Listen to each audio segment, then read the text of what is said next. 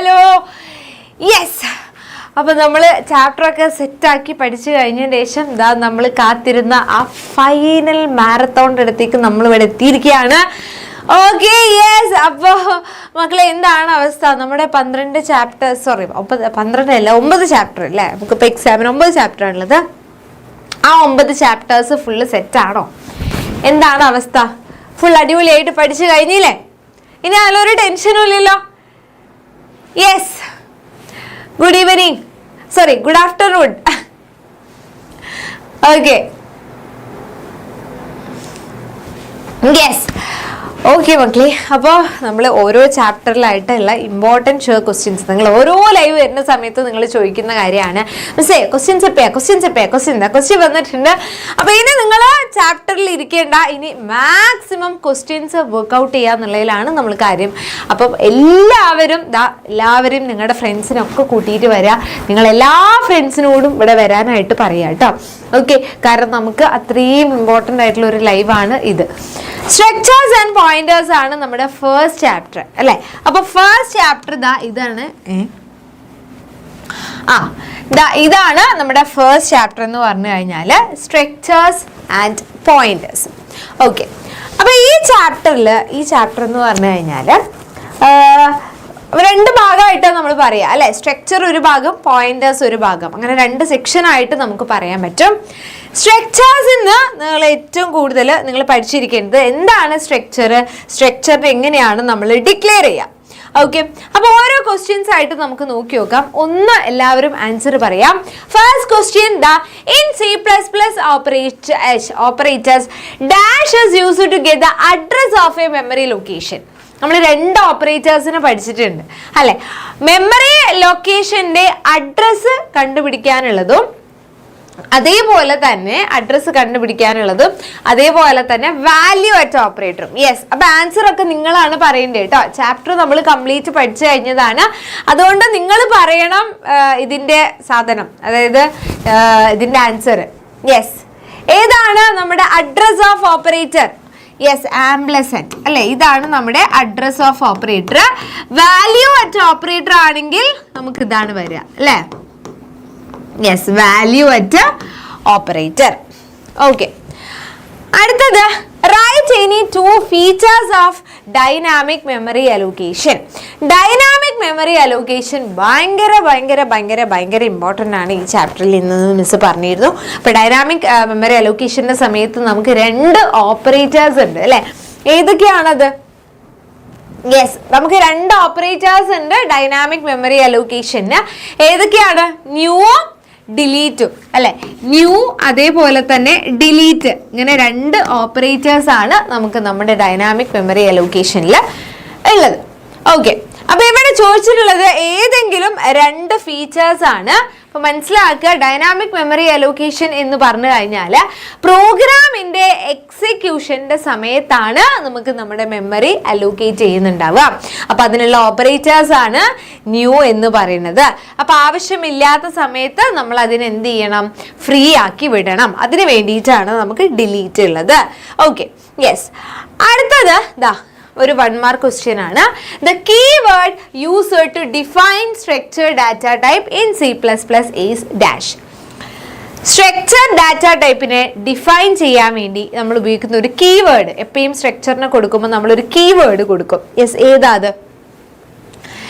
ഏതാണ് നമ്മൾ structure data ടൈപ്പിന് കൊടുക്കുന്ന കീവേഡ്?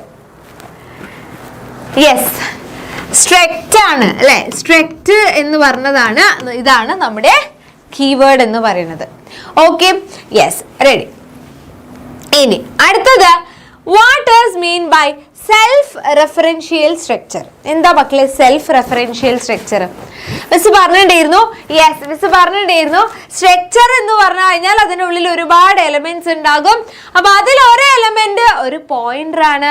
ആ പോയിന്റർ എവിടേക്കാ പോയിന്റ് ചെയ്യുന്നത്? ആ സ്ട്രക്ചറിലേക്ക് തന്നെ. അപ്പൊ അങ്ങനെയുള്ളവരെയാണ് നമ്മൾ സെൽഫ് റെഫറൻസ് സ്ട്രക്ചർ എന്ന് വിളിക്കുക കേട്ടോ. അപ്പൊ സെൽഫ് റെഫറൻസ് സ്ട്രക്ചർ എന്ന് പറഞ്ഞാൽ it is a structure in which one of the element is a pointer to the same structure. Okay, അതിലൊരു എലമെന്റ് ആ സെയിം സ്ട്രക്ചറിലേക്കുള്ള ഒരു പോയിന്റർ ആണ്. Okay, yes. A location of this type contains data and the address of another location of the same type. ഒരു ഡാറ്റയിൽ ഒരു structure ഉണ്ടാകും, അതിലേക്കുള്ള ലൊക്കേഷൻ തന്നെയാണ് അതിൻ്റെ ഉള്ളിലുള്ള പോയിന്റർ കാണിക്കുന്നത്. ഓക്കെ, ഇത് ഈ ഒരു ക്വസ്റ്റ്യൻ, ഈ രണ്ട് ക്വസ്റ്റ്യൻ ഇല്ലാത്ത ഒരു ക്വസ്റ്റ്യൻ പേപ്പർ ഉണ്ടാവാറില്ല. ഭയങ്കര ഇമ്പോർട്ടൻ്റ് ആണ് മക്കളെ. How does static memory allocation differ from dynamic memory allocation? ഇത് ഒരു ടേബിൾ ആയിട്ടൊക്കെ മിസ് നിങ്ങൾക്ക് പറഞ്ഞു തന്ന കാര്യമാണ്. സ്റ്റാറ്റിക് മെമ്മറി അലോക്കേഷനും അതേപോലെ ഡൈനാമിക് മെമ്മറി അലോക്കേഷനും തമ്മിലുള്ള ഡിഫറൻസ്. സ്റ്റാറ്റിക് എന്ന് പറഞ്ഞു കഴിഞ്ഞാൽ വാരിയബിൾസിനെ നമ്മൾ പെർമനൻ്റ് ആയിട്ട് എന്ത് ചെയ്യും, അലോക്കേറ്റ് ചെയ്യാണ് ചെയ്യുക. പക്ഷെ ഇവിടെ നമുക്ക് പ്രോഗ്രാം ആക്റ്റീവ് ആവുന്ന സമയത്ത് മാത്രമാണ് നമ്മൾ വാരിയബിൾസിനെ അലോക്കേറ്റ് ചെയ്യുക. അപ്പോൾ ഇവിടെ ബിഫോർ പ്രോഗ്രാം എക്സിക്യൂഷൻ അലോക്കേഷൻ നടക്കും, ഇവിടെ ഡ്യൂറിങ് പ്രോഗ്രാം എക്സിക്യൂഷൻ ആണ്. എഫിഷ്യൻസി കുറവാണ്, മോർ എഫിഷ്യൻ്റ് ആണ്. No memory reusability, memory free ആക്കേണ്ട ആവശ്യമില്ല, മെമ്മറി റീയൂസ് ചെയ്യുന്നില്ല. പക്ഷെ ഇവിടെ നമ്മൾ അതിന് ആവശ്യം കഴിഞ്ഞാൽ മെമ്മറി ഫ്രീ ആക്കും, മെമ്മറി നമുക്ക് റീയൂസ് ചെയ്യാൻ പറ്റും. പിന്നെ ഇവിടെ സ്പെഷ്യൽ ഓപ്പറേറ്റേഴ്സ് ഒന്നും ആവശ്യമില്ല. ഇവിടെ നമുക്ക് ന്യൂ ഡിലീറ്റ് എന്ന് പറഞ്ഞിട്ടുള്ള രണ്ട് ഓപ്പറേറ്റേഴ്സ് നമുക്ക് ആവശ്യമാണ്. ഓക്കെ, ഇതാണ് നമ്മുടെ സ്റ്റാറ്റിക്കും ഡൈനാമിക്കും. അതേപോലെ അതിന്റെ താഴെ ഒരു ഇമ്പോർട്ടൻറ്റ് ക്വസ്റ്റ്യനും കൂടിയുണ്ട്. അതാണ് വാട്ട് ഈസ് മെമ്മറി ലീക്ക്?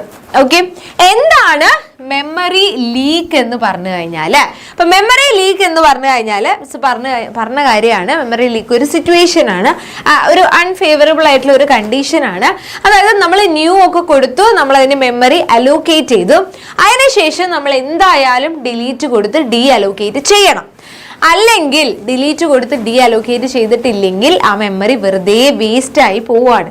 അപ്പൊ അങ്ങനത്തെ ഒരുപാട് മെമ്മറീസ് വരുന്ന സമയത്ത് ഓർഫൻഡ് മെമ്മറി ബ്ലോക്കുകൾ, വെറുതെ ആവശ്യമില്ലാതെ കിടക്കുന്ന അൺയൂസ്ഡ് ആയിട്ട് കിടക്കും. ഓക്കെ, ആ ഒരു കണ്ടീഷനെയാണ് നമ്മൾ എന്ത് പറയുന്നത്?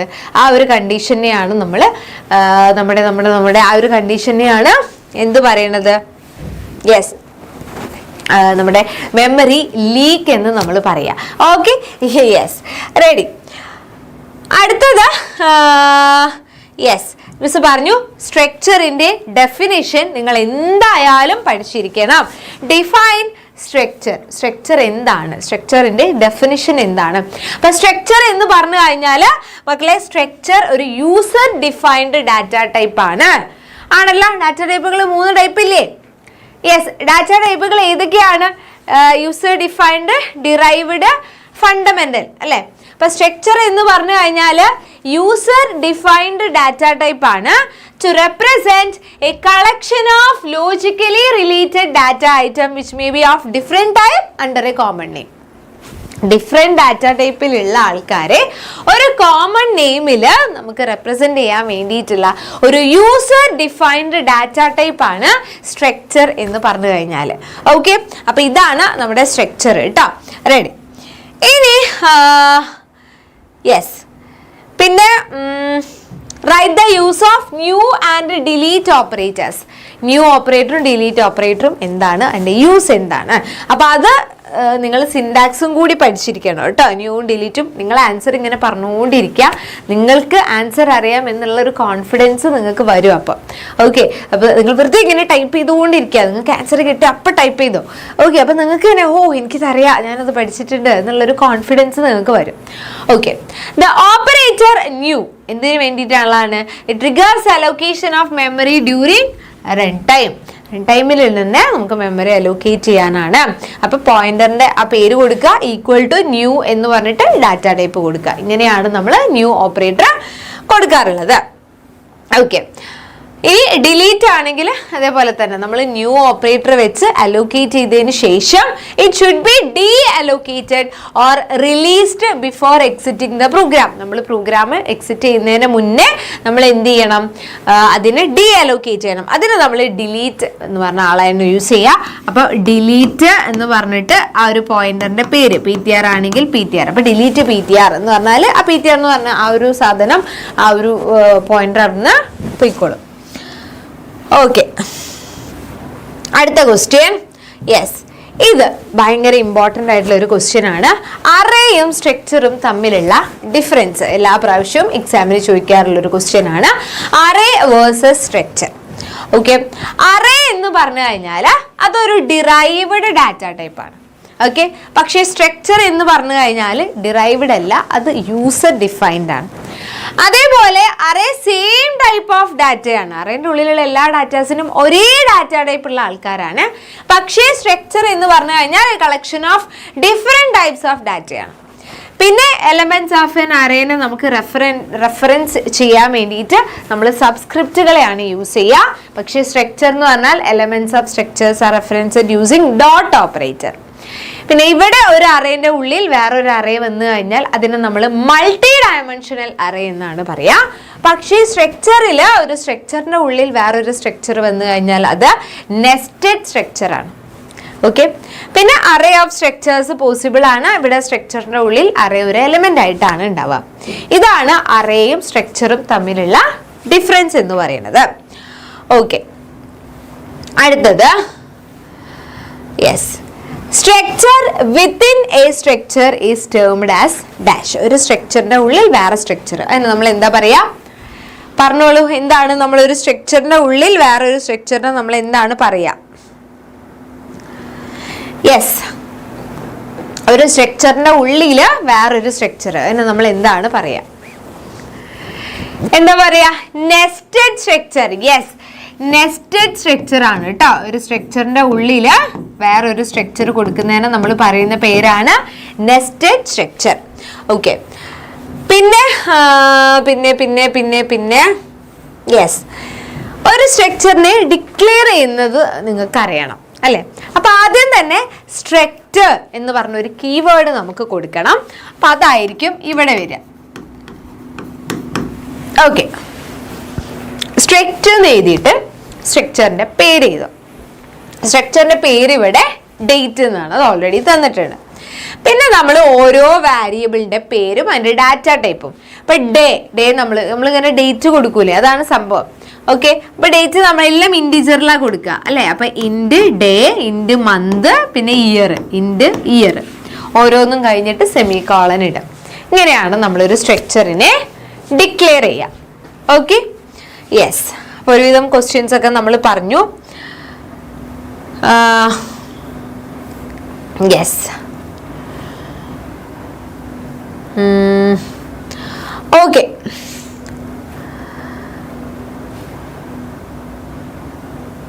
Yes yes yes okay. അപ്പോൾ ഇത്രയുമാണ് ആ ചാപ്റ്ററിൽ പഠിക്കാനുള്ളത് കേട്ടോ. അപ്പോൾ ആദ്യം തന്നെ മിസ് ഒന്നും കൂടെ പറയാം. സ്ട്രക്ചറിൻ്റെ ഡെഫിനിഷൻ പഠിക്കാം, സ്ട്രക്ചറിനെ എങ്ങനെയാണ് ഡിക്ലെയർ ചെയ്യാന്നുള്ളത് പഠിക്കാം, പിന്നെ അറേയും സ്ട്രക്ചറും തമ്മിലുള്ള ഡിഫറൻസ് പഠിക്കാം. അത് കഴിഞ്ഞ് കഴിഞ്ഞാൽ പിന്നെ നിങ്ങൾക്ക് പഠിക്കാനുള്ളത് പോയിന്റേഴ്സ് ആണ്. മറ്റേ സ്റ്റാറ്റിക്കും ഡൈനാമിക്കും, അത് പിന്നെ നമ്മുടെ memory allocation. Okay, memory allocation 2 type പഠിക്കണം. യെസ്, അതേപോലെ തന്നെ ന്യൂവും ഡിലീറ്റും പിന്നെ മെമ്മറി ലീക്ക്. ഓക്കെ, ഇതൊക്കെ ഭയങ്കര ഇമ്പോർട്ടൻ്റ് ആയിട്ടുള്ള ടോപ്പിക്കുകളാണ്. അപ്പം ഇത് നിങ്ങൾ എന്ത് ചെയ്യുക, പഠിച്ചിട്ടുണ്ട് എന്നുള്ള കാര്യം ഉറപ്പ് വരുത്താം. ഓക്കെ, അപ്പോൾ ഇതാണ് ഫസ്റ്റ് എന്ന് പറഞ്ഞു കഴിഞ്ഞാൽ. ഇനി രണ്ടാമത്തെ ക്വസ്റ്റ്യൻ എന്ന് പറഞ്ഞു കഴിഞ്ഞാൽ കോൺസെപ്റ്റ് അല്ല, സോറി ക്വസ്റ്റ്യൻ അല്ല, രണ്ടാമത്തെ ചാപ്റ്റർ എന്ന് പറഞ്ഞു കഴിഞ്ഞാൽ കോൺസെപ്റ്റ്സ് ഓഫ് ഹൂപ്സ് ആണ്. അപ്പോൾ ഫസ്റ്റ് ചാപ്റ്റർ ക്ലിയർ ആണെങ്കിൽ മിസ്സിന് ഒരു യെല്ലോ ഹേർട്ട് ഇട്ട് തരും.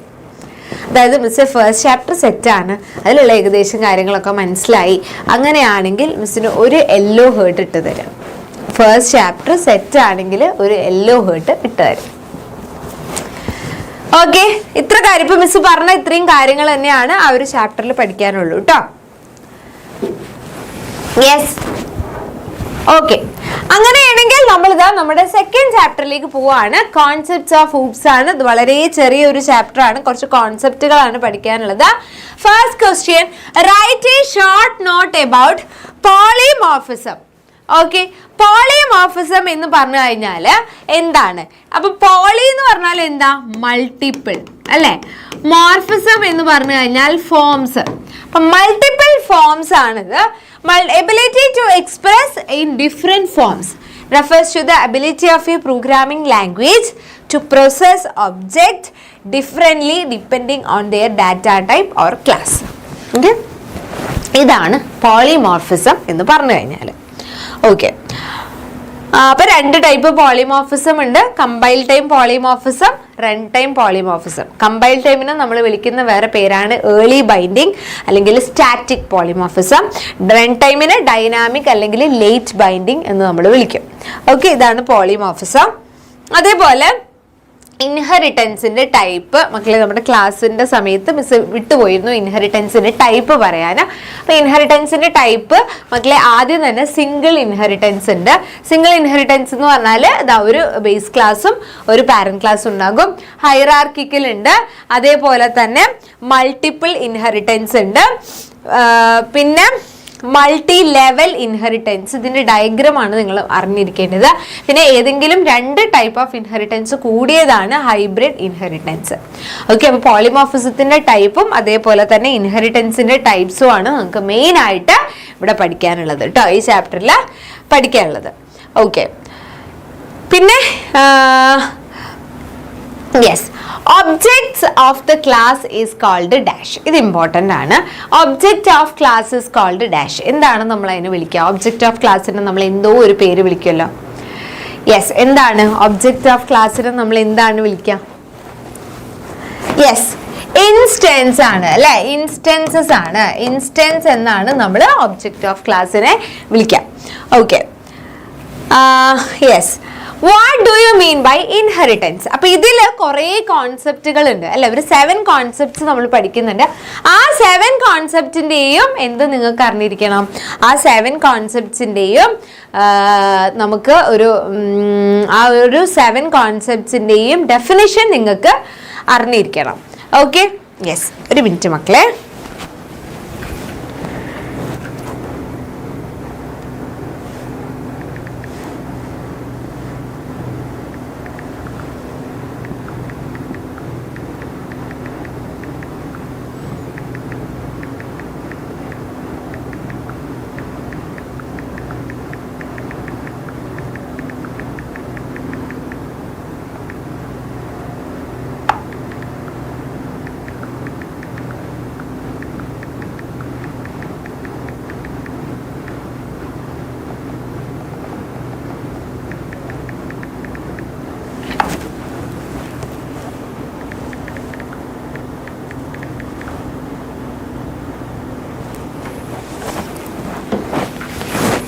ഓക്കെ, യെസ്, അപ്പൊ ഇൻഹെറിറ്റൻസ് എന്താന്നുള്ളതും കൂടെ നിങ്ങൾ നോക്കി വെക്കുക. അത് ഇൻഹെറിറ്റൻസ് മാത്രമല്ല, എല്ലാത്തിന്റെയും ഡെഫിനിഷൻസ് നിങ്ങൾക്ക് അറിയണം കേട്ടോ. അപ്പൊ ഇൻഹെറിറ്റൻസ് എന്ന് പറഞ്ഞു കഴിഞ്ഞാൽ it is a process by which objects of one class acquire the properties and functionalities of another class. നമ്മൾ ബയോളജിയിലൊക്കെ കേൾക്കുന്ന ഇൻഹെറിറ്റൻസ് ഇല്ലേ, അത് തന്നെയാണ് ഇവിടെയും പറയുന്നത് കേട്ടോ. ഒരു ക്ലാസിന്റെ പ്രോപ്പർട്ടീസും ഫങ്ഷണാലിറ്റീസും എന്ത് ചെയ്യാണ്? വേറൊരു, അതായത് process by which objects of one class acquire the properties and functionalities of another class. Okay, yes. ഇനി അടുത്തത് yes, the wrapping of data and function into a single unit is called a dash. ഡാറ്റയും ഫംഗ്ഷനും കൂടെ നമ്മൾ rap ചെയ്യുക അല്ലെ, wrapping. ഓരോ ടേമുകൾ നിങ്ങൾ പഠിച്ചിരിക്കണം എന്ന് പറഞ്ഞിരുന്നു. അപ്പൊ റാപ്പിങ്ങിന് നമ്മൾ പറയുന്നതാണ് encapsulation. Yes, very good, encapsulation. Wrapping ആണ് encapsulation.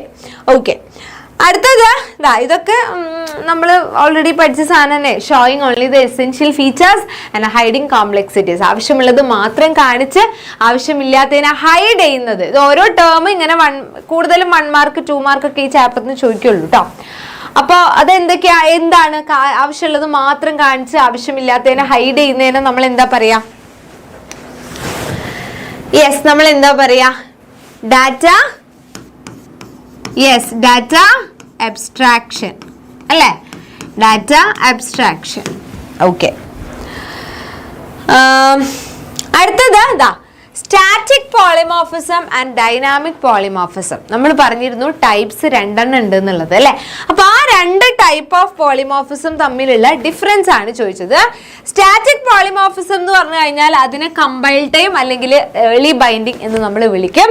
Ability of A compiler to relate or bind a function call with function definition during compilation itself. Compilation സമയത്ത് തന്നെ ഫംഗ്ഷൻ കോളിനെയും ഫംഗ്ഷൻ ഡെഫിനിഷനെയും ബൈൻഡ് ചെയ്യുന്നതാണ് സ്റ്റാറ്റിക്. ഡൈനാമിക് ഈ കാര്യം ചെയ്യുന്നത് ഡ്യൂറിങ് റൺ ടൈം ആണ്. Run ചെയ്യുന്ന സമയത്ത് അല്ലെങ്കിൽ എക്സിക്യൂട്ട് ചെയ്യുന്ന സമയത്ത് അപ്പം മാത്രമാണ് അത് എന്ത് ചെയ്യുക, കമ്പൈൽ ചെയ്യുക. ഓക്കെ, ഇതാണ് സ്റ്റാറ്റിക്കും ഡൈനാമിക്കും. ഓക്കെ, പിന്നെ instance of a class is called object. Okay, ഇത്രയേ ഉള്ളൂ കേട്ടോ. ഏകദേശം ഇത്ര കാര്യങ്ങളൊക്കെ തന്നെ ഈ ചാപ്റ്ററിൽ പഠിക്കാനുള്ളൂ. പിന്നെ ആക്സസ് സ്പെസിഫയേഴ്സ് ഏതൊക്കെയാണെന്നുള്ളത്, പ്രൈവറ്റ്, പബ്ലിക്, പ്രൊട്ടക്റ്റഡ്. ഓക്കെ, ഈ 3 അപ്പം ഇത് നിങ്ങൾക്ക് എന്താ പറയുക, ഭയങ്കര ഈസി ആയിട്ട് പെട്ടെന്ന് പഠിച്ചെടുക്കാൻ പറ്റിയിട്ടുള്ള ചാപ്റ്ററാണ്. ഇപ്പം ഇരുന്നാൽ ഇപ്പം പഠിക്കാം. ഒരു ഇപ്പൊ ഫസ്റ്റ് ആയിട്ട് ഈ ചാപ്റ്റർ ഇതരേ തൊട്ടിട്ടില്ലായിരുന്നു, ഇപ്പൊ പഠിക്കണം തോന്നുകയാണെങ്കിലും ഒരു അരമണിക്കൂർ കൊണ്ട് മാക്സിമം കേട്ടോ നിങ്ങൾക്ക് പഠിച്ചെടുക്കാൻ പറ്റിയിട്ടുള്ള ഒരു ചാപ്റ്ററാണ് നമ്മുടെ സെക്കൻഡ് ചാപ്റ്റർ എന്ന് പറയുന്നത്. ഓക്കെ, സെക്കൻഡ് ചാപ്റ്റർ സെറ്റായി അല്ലേ എല്ലാ കുട്ടികൾ? Okay, yes. അങ്ങനെ നമ്മൾ രണ്ടാമത്തെ ചാപ്റ്റർ കഴിഞ്ഞു. ഇനി നമ്മുടെ തേർഡ് ചാപ്റ്റർ ആണ് മക്കളെ data structures and operations. Okay, data structure എന്താണ്, അതിൻ്റെ ഡെഫിനിഷൻ, അതിൻ്റെ ടൈപ്സ് ഏതൊക്കെയാണ്, ടൈപ്സ് ഓഫ് ഡാറ്റ സ്ട്രക്ചേഴ്സ്, അതേപോലെ തന്നെ എന്തൊക്കെ ഓപ്പറേഷൻസ് നമുക്ക് അതിൽ ചെയ്യാൻ പറ്റും, പിന്നെ സ്റ്റാക്കും ക്യൂവിൻ്റെയും ലിങ്ക്ഡ് ലിസ്റ്റിൻ്റെയും ഓപ്പറേഷൻസ് എന്തൊക്കെയാണ്. ഇത്രയും കാര്യങ്ങളാണ് നമുക്ക് ഈ ചാപ്റ്ററിൽ പഠിക്കാനുള്ളത്. ക്വസ്റ്റ്യൻസ് നോക്കി നോക്കാം, ആൻസർ പറയാം. In data structure, in dash data structure, the element added at last will be removed first. ഏതിലാണത്? ലാസ്റ്റ് ആഡ് ചെയ്ത ആള് നമ്മൾ ഫസ്റ്റ് റിമൂവ് ചെയ്യും. അത് ഏതിലാ? സ്റ്റാക്കിലാണോ, ക്യൂലാണോ, ലിങ്ക്ഡ് ലിസ്റ്റിലാണോ? ഈ 3 ആണല്ലോ നമ്മൾ ഇവിടെ പഠിച്ചത് അല്ലെ? അപ്പൊ ഏതിലാണ് element added at last will be removed first?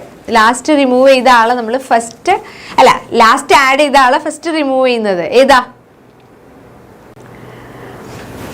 Yes, ഏതാണ്? സ്റ്റാക്ക് ആണ് അല്ലെ? സ്റ്റാക്കിലാണ് ലിഫോ പ്രിൻസിപ്പിൾ ഫോളോ ചെയ്യുന്നത്, last and first out.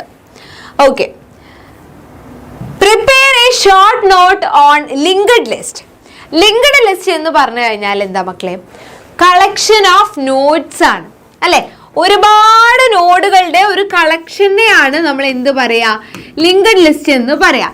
This A collection of notes where each node consists of a data and a link. അല്ലേ? ഒരു ഡാറ്റയും ഉണ്ടാകും, ഒരു link പാർട്ടും ഉണ്ടാകും. ഡാറ്റയും ഉണ്ടാകും, ലിങ്ക് പാർട്ടും ഉണ്ടാകും. അങ്ങനെ നമ്മൾ ഡാറ്റ ലിങ്കും കൂടെ നമ്മൾ അങ്ങനെ കൊടുക്കുന്നതിനെയാണ് നമ്മൾ എന്ത് പറയാ? ലിങ്ക്ഡ് ലിസ്റ്റ് എന്ന് പറയാ കേട്ടോ. അപ്പോൾ linked list is A dynamic data structure.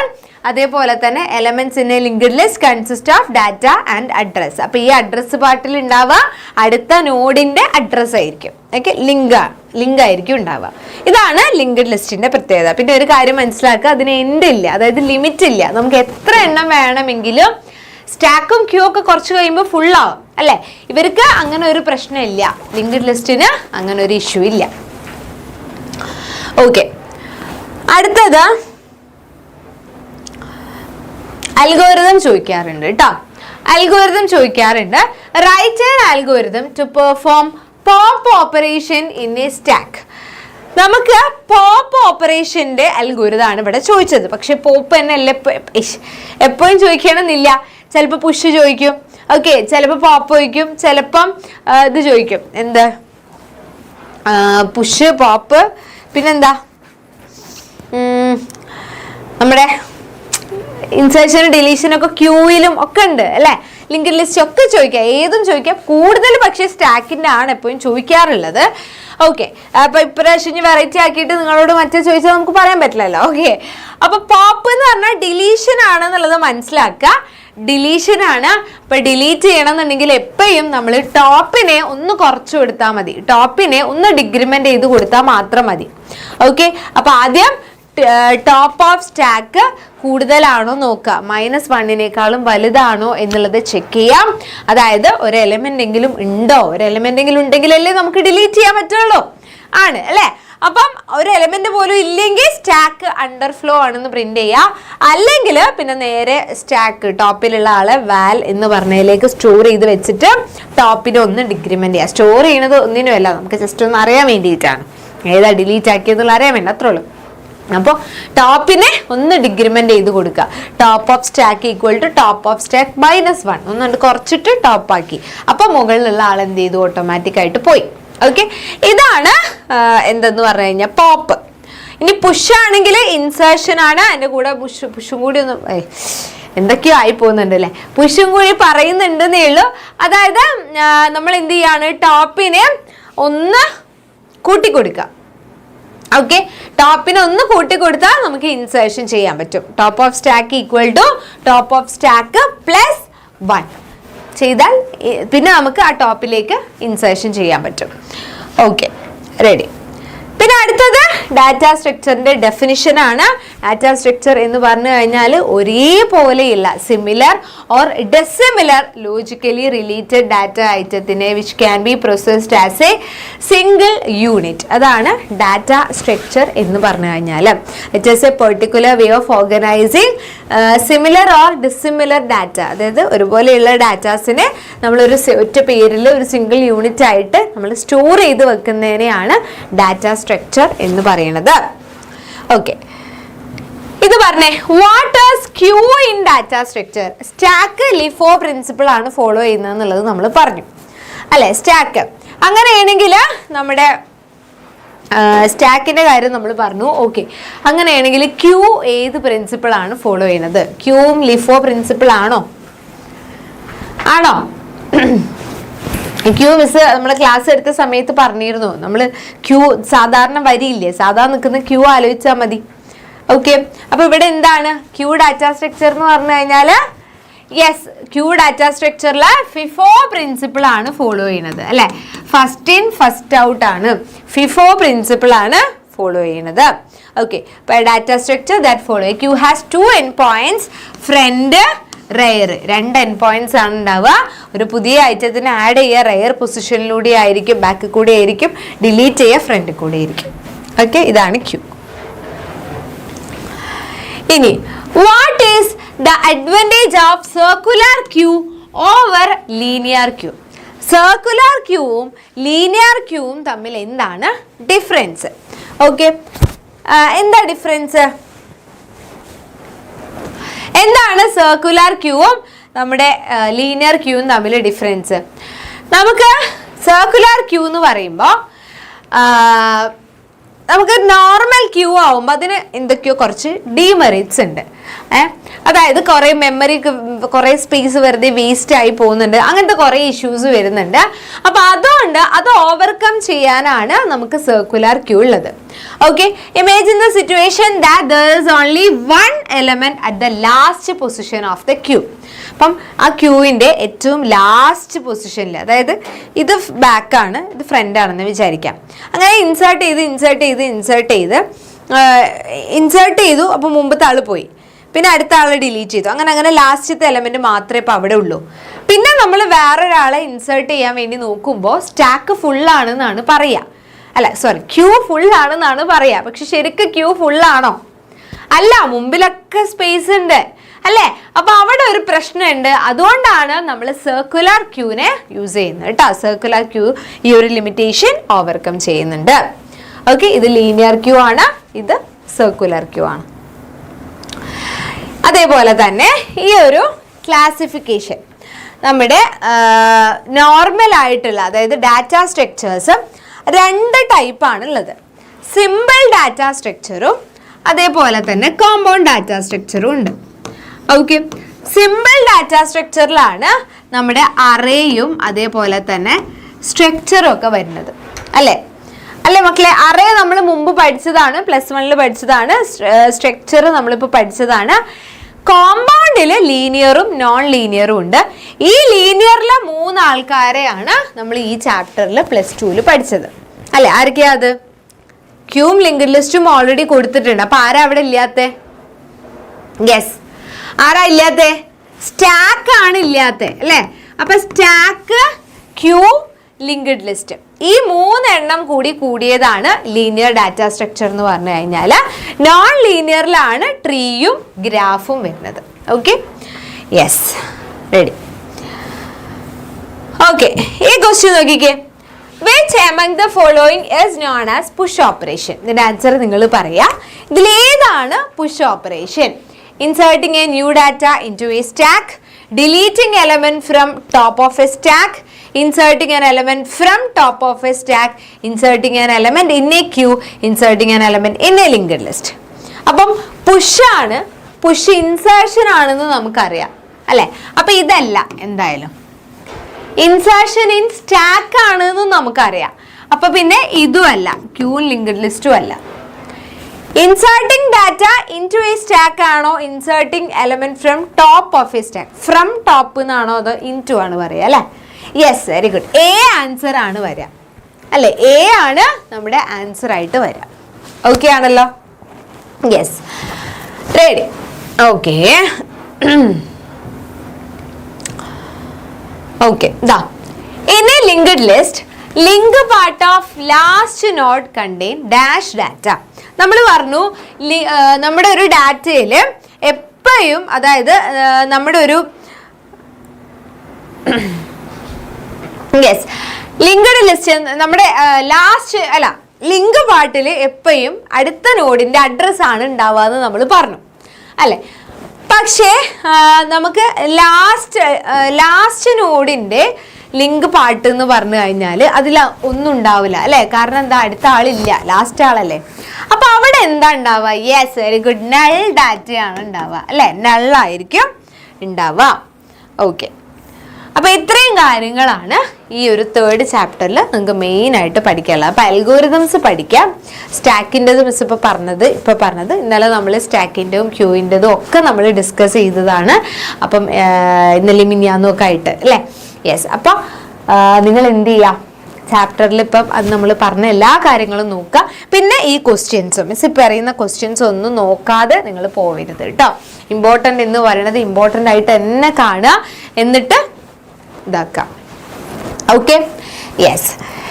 ഇനി അടുത്തതാണ് web. Okay, web technology. Web technology എന്ന് പറഞ്ഞു കഴിഞ്ഞാൽ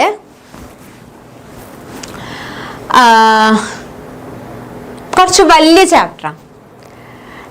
അതായത് ബാക്കി എല്ലാ ചാപ്റ്റേഴ്സും വെച്ച് നോക്കുമ്പോൾ കുറച്ചധികം വെയിറ്റേജും ഉള്ള ഒരു ചാപ്റ്ററാണ് നമ്മുടെ ഈ വെബ് ടെക്നോളജി എന്ന് പറയുന്ന ചാപ്റ്റർ. ഓക്കെ, അപ്പൊ ഈ വെബ് ടെക്നോളജിയിൽ നമുക്ക് ഫസ്റ്റ് ആദ്യം തന്നെ നിങ്ങൾ പഠിച്ചിരിക്കേണ്ട ഇമ്പോർട്ടൻ്റ് ആയിട്ടുള്ള കാര്യമാണ് ക്ലയൻറ്റ് സൈഡ് സ്ക്രിപ്റ്റിങ്ങും. നമുക്ക് ഇവിടെ സ്റ്റാർ ഇടുന്നുണ്ട് കേട്ടോ. ക്ലയൻറ്റ് സൈഡ് സ്ക്രിപ്റ്റിങ്ങും സെർവർ സൈഡ് സ്ക്രിപ്റ്റിങ്ങും തമ്മിലുള്ള difference. Okay, client side scripting എന്ന് പറഞ്ഞു കഴിഞ്ഞാൽ script is copy to the client browser. ക്ലയൻറ്റിൻ്റെ ബ്രൗസറിലാണ് സ്ക്രിപ്റ്റ് ഉണ്ടാവുക, അതായത് കോഡ് ഉണ്ടാവുക. ഇവിടെ സെർവറിലായിരിക്കും കോഡ് ഉണ്ടാവുക. പിന്നെ ക്ലയൻറ്റ് സൈഡ് സ്ക്രിപ്റ്റിംഗ് ക്ലയൻറ്റിൻ്റെ ബ്രൗസറിലാണ് എക്സിക്യൂട്ട് ചെയ്യുക, ഇത് സെർവറിൻ്റെയിലാണ് എക്സിക്യൂട്ട് ചെയ്യുക. ഓക്കെ, അതേപോലെ തന്നെ client side script mainly used for validation of data at the client. Validation, form validation ഒക്കെ വേണ്ടിയിട്ടാണ് മെയിനായിട്ട് യൂസ് ചെയ്യുക. പക്ഷേ ഇത് നമ്മൾ ഡാറ്റാ ബേസിലേക്ക് കണക്ട് ചെയ്യാനും അവിടുന്ന് ഡാറ്റ എടുക്കാനും അങ്ങനത്തെ കാര്യങ്ങൾക്കൊക്കെയാണ് നമ്മൾ എടുക്കുക. പിന്നെ ഇത് ക്ലയൻറ്റ് സൈഡ് സ്ക്രിപ്റ്റിങ്ങിന് ബ്ലോക്ക് ചെയ്യാൻ പറ്റൂല, ഇതിന് എന്ത് ചെയ്യാൻ പറ്റും, അല്ല ബ്ലോക്ക് ചെയ്യാൻ പറ്റും, ഇതിന് യൂസറിന് ബ്ലോക്ക് ചെയ്യാൻ പറ്റില്ല. പിന്നെ വെബ് ബ്രൗസർ ഏതാണ് എന്നുള്ള ടൈപ്പും വേർഷനും ഒന്നും ഇതിനെ എഫക്റ്റ് ചെയ്യുന്നില്ല. പക്ഷെ ഇവിടെ എഫക്റ്റ് ചെയ്യുന്നുണ്ട്, ഇവിടെ എഫക്റ്റ് ചെയ്യുന്നില്ല. Okay, yes. അപ്പോൾ ഇതാണ് ക്ലയൻറ്റ് സൈഡ് സ്ക്രിപ്റ്റിങ്ങും സെർവർ സൈഡ് സ്ക്രിപ്റ്റിങ്ങും തമ്മിലുള്ള ഡിഫറൻസ്. പിന്നെ ഒരുപാട് ടാഗുകൾ ഈ ചാപ്റ്ററിലുണ്ട്. അപ്പം അതെല്ലാം ഇമ്പോർട്ടൻ്റ് ആണ്. ടെക്സ്റ്റ് ഫോർമാറ്റിംഗ് ടാഗുകളൊക്കെ ഭയങ്കര ഇമ്പോർട്ടൻ്റ് ആയിട്ടുള്ളതാണ്. Briefly explain about any 2 attributes of body tag. അപ്പോൾ ബോഡി ടാഗിനാണ് നമുക്ക് ഒരുപാട് ആട്രിബ്യൂട്ടുകൾ ഉള്ളത്. ഒന്ന് ബാക്ക്ഗ്രൗണ്ട്, നമുക്ക് നല്ലൊരു ബാക്ക്ഗ്രൗണ്ടിൽ ഇമേജ് സെറ്റ് ചെയ്യാം. BG കളർ, ബാക്ക്ഗ്രൗണ്ടിന് നല്ല കളർ കൊടുക്കാം. ടെക്സ്റ്റിന് എന്തെങ്കിലുമൊക്കെ കളർ ആഡ് ചെയ്യണമെങ്കിൽ ടെക്സ്റ്റ്, അതേപോലെ തന്നെ ലിങ്കുകൾ കൊടുക്കാം. പിന്നെ left margin and top margin, കുറച്ച് സ്പേസ് വരാൻ വേണ്ടിയിട്ട്. ഓക്കെ, ഇതൊക്കെയാണ് നമ്മുടെ ടാഗുകൾ. ഇത് മാത്രമല്ല ഒരുപാട് ടെക്സ്റ്റ് ഫോർമാറ്റിംഗ് ടാഗുകൾ ഉണ്ട്. ഇമ്പോർട്ടൻ്റ് ആണ്. കാരണം ടാഗുകൾ അത്രയും ഈസി ആയിട്ടുള്ള കാര്യം പഠിക്കാനാണ്. അപ്പം അതിൽ നിന്ന് വെറുതെ മാർക്ക് കളയരുത്.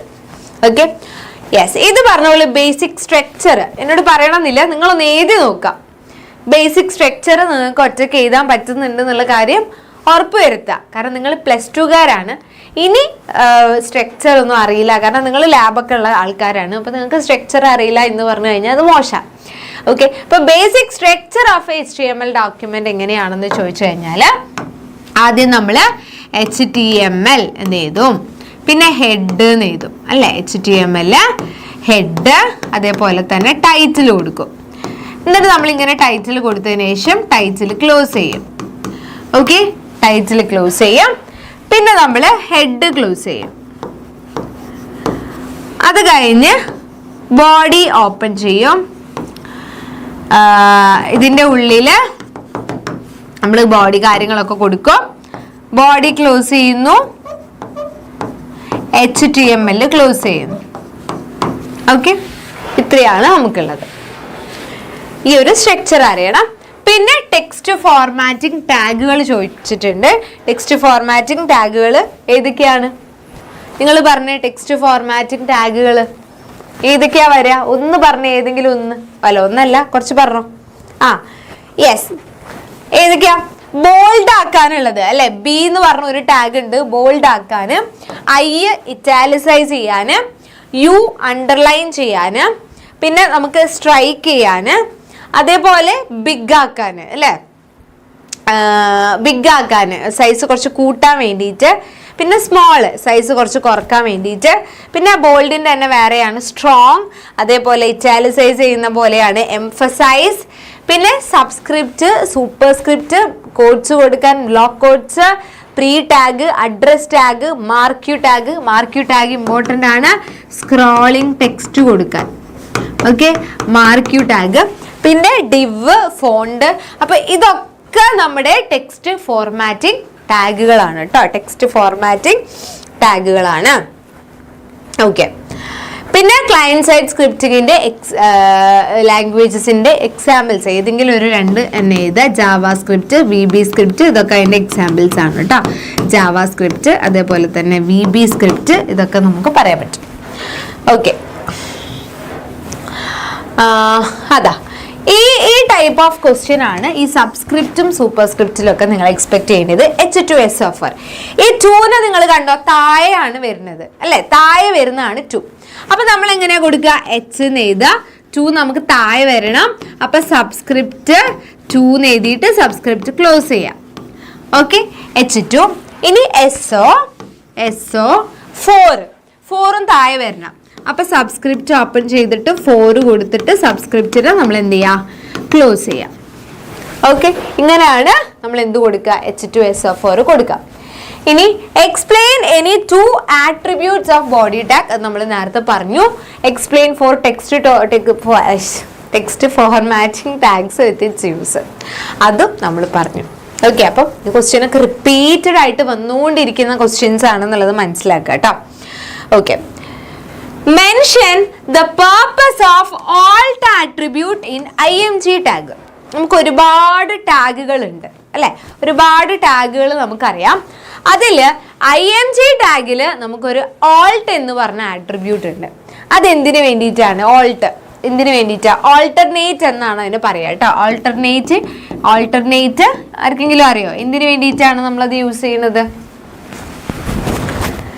യെസ്, ഓൾട്ടർനേറ്റ് ടെക്സ്റ്റ് വരാൻ വേണ്ടിയിട്ടാണ് കേട്ടോ. ഓൾട്ടർനേറ്റ് ടെക്സ്റ്റ് കൊടുക്കാൻ വേണ്ടിയിട്ടാണ് നമ്മൾ എന്ത് യൂസ് ചെയ്യുന്നത്? ഓൾട്ട് ആട്രിബ്യൂട്ട് കൊടുക്കുന്നത് IMG ടാഗിൽ.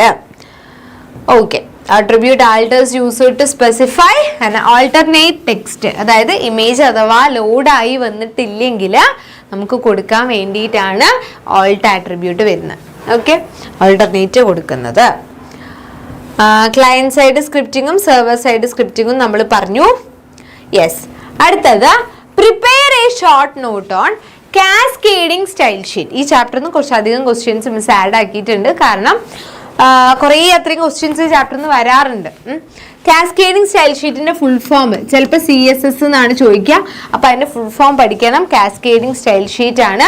അതെന്തിനു വേണ്ടിയിട്ടാണ് എന്ന് ചോദിച്ചു കഴിഞ്ഞാൽ it is used for describing the formatting of A document written in HTML. നമ്മൾ എഴുതിയൊരു HTML എഴുതിയൊരു ഡോക്യുമെന്റിനെ നമുക്കൊന്ന് അടിപൊളിയാക്കണം, ഒന്ന് കളറാക്കണമെങ്കിൽ നമ്മൾ യൂസ് ചെയ്യുന്ന ആളാണ് CSS. അപ്പം അതിൽ ഫോണ്ട് ടാഗിൻ്റെ ആട്രിബ്യൂട്ടുകൾ അതിൻ്റെ എഫക്ട്സും ഏതൊക്കെയാണ് എന്നുള്ളത് ചോദിച്ചിട്ടുണ്ട്. യെസ്, അതിൻ്റെ ആട്രിബ്യൂട്ടുകളാണ് കളർ, ഫേസ്, സൈസ്. അതായത് ഒരു ഫോണ്ടിന് നമുക്ക് വേറെ കളർ കൊടുക്കണം എന്ന് വിചാരിക്കാം, കളർ. ഓക്കെ, അതേപോലെ ഒരു ഇതിന് മാത്രമായിട്ട് സ്പെഷ്യലായിട്ട് ഒരു ഇത് കൊടുക്കണം, എന്ത്, ഫോണ്ട് കൊടുക്കണം. അങ്ങനെയാണെങ്കിൽ നമ്മൾ ഫേസ് എന്ന് കൊടുക്കും. പിന്നെ സൈസ് മാറ്റാൻ സൈസ്. ഓക്കെ, ഈ 3 ആട്രിബ്യൂട്ടുകളാണ് ഉള്ളത്. ഇനി ആരൊക്കെ മിസ്സിനോട് ഇന്നലത്തെ ഒക്കെ ലൈവിൽ ചോദിച്ചിരുന്നു നമുക്ക് വെബ് പേജ് എഴുതുന്ന ടൈപ്പ് ഓഫ് ക്വസ്റ്റ്യൻസ് കാണിച്ചു തരുമോ എന്നുള്ളത്. അപ്പോൾ അതാണ് ഒരു ക്വസ്റ്റ്യൻ ആണ് ഇത്. A web page has to be developed for Kerala tourism. Okay, Kerala ടൂറിസത്തിൻ്റെ ഒരു വെബ് പേജ് ഉണ്ടാക്കണം. Write the basic structure of a program to design the page. നമ്മൾക്ക് ഇങ്ങനെ ഒരു പേജ് ഉണ്ടാക്കണം, കേരള ടൂറിസത്തിൻ്റെ ഒരു പേജ് ഉണ്ടാക്കണം. അപ്പോൾ അതെങ്ങനെയാണെന്നുള്ളൊരു ബേസിക് സ്ട്രക്ചർ കൊടുക്കണം. അതേപോലെ തന്നെ which attribute will be used to give green colour to the background. Okay, അപ്പോൾ ആദ്യം നമ്മൾ എന്ത് ചെയ്യാണ്, ആ പേജ് ഉണ്ടാക്കുകയാണ്. HTML head, title, head close ചെയ്തു, ബോഡി ഓപ്പൺ ചെയ്തു. ഇനി ആദ്യം തന്നെ അപ്പോൾ ആദ്യം തന്നെ നമ്മുടെ മൈൻഡിൽ വരണം എങ്ങനെയാണ് ആ വെബ് പേജ് വരേണ്ടത് എന്നുള്ളത്. ഒരു സിമ്പിൾ ആയിട്ടുള്ള വെബ് പേജ് മതി. എന്നിട്ട് നിങ്ങൾ ബോഡീൻ്റെ ഉള്ളിൽ നമുക്ക് ആദ്യം ഹെഡിങ് വരണം. അപ്പോൾ സെൻറ്റർ ടാഗ് കൊടുത്തു, H1 Kerala tourism. Okay, Kerala tourism എന്ന ഹെഡിങ് കൊടുത്തു. താഴെ ഒരു സബ് ഹെഡിങ് ആയിട്ട് welcome to God's own country എന്ന് കൊടുത്തു. പിന്നെ അണ്ടർലൈൻ കൊടുത്തിട്ട് ടൂറിസ്റ്റ് ഡെസ്റ്റിനേഷൻ എന്ന് പറഞ്ഞിട്ട് വേറൊരു ഹെഡിങ് കൊടുത്തു. അപ്പോൾ സൈസ് ശ്രദ്ധിക്കുക, H1, H2, H3, H4, H5, H6 അങ്ങനെ 6 സൈസ് ഉണ്ട്. H1 ആണ് ഏറ്റവും വലുത്, H6 ആണ് ഏറ്റവും ചെറുത്. ഓക്കെ, ഇനി font face equal to Arial, colour equal to red, size equal to 5 നമ്മൾ ഫോണ്ടൊക്കെ കൊടുത്തു.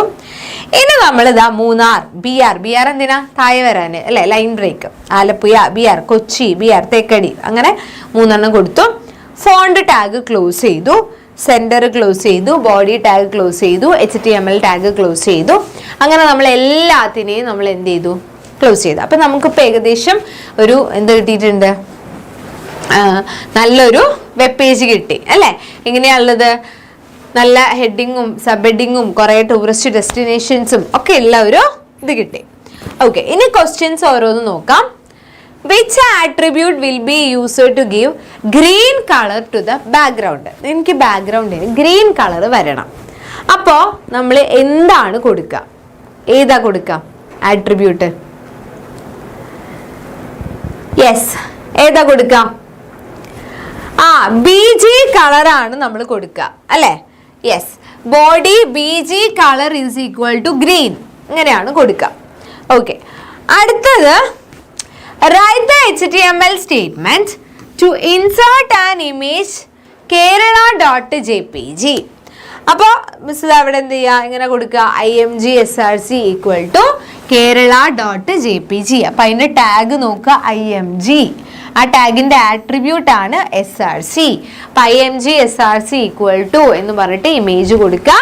ആ ഇമേജിന് എത്ര വിഡ്ത്ത് വരണം, എത്ര ഹൈറ്റ് വരണം, അതൊക്കെ കൊടുക്കുക. വിഡ്ത്ത്, ഹൈറ്റ് ഒക്കെ കൊടുക്കാം. പിന്നെ write the HTML statement to scroll the text God's own country.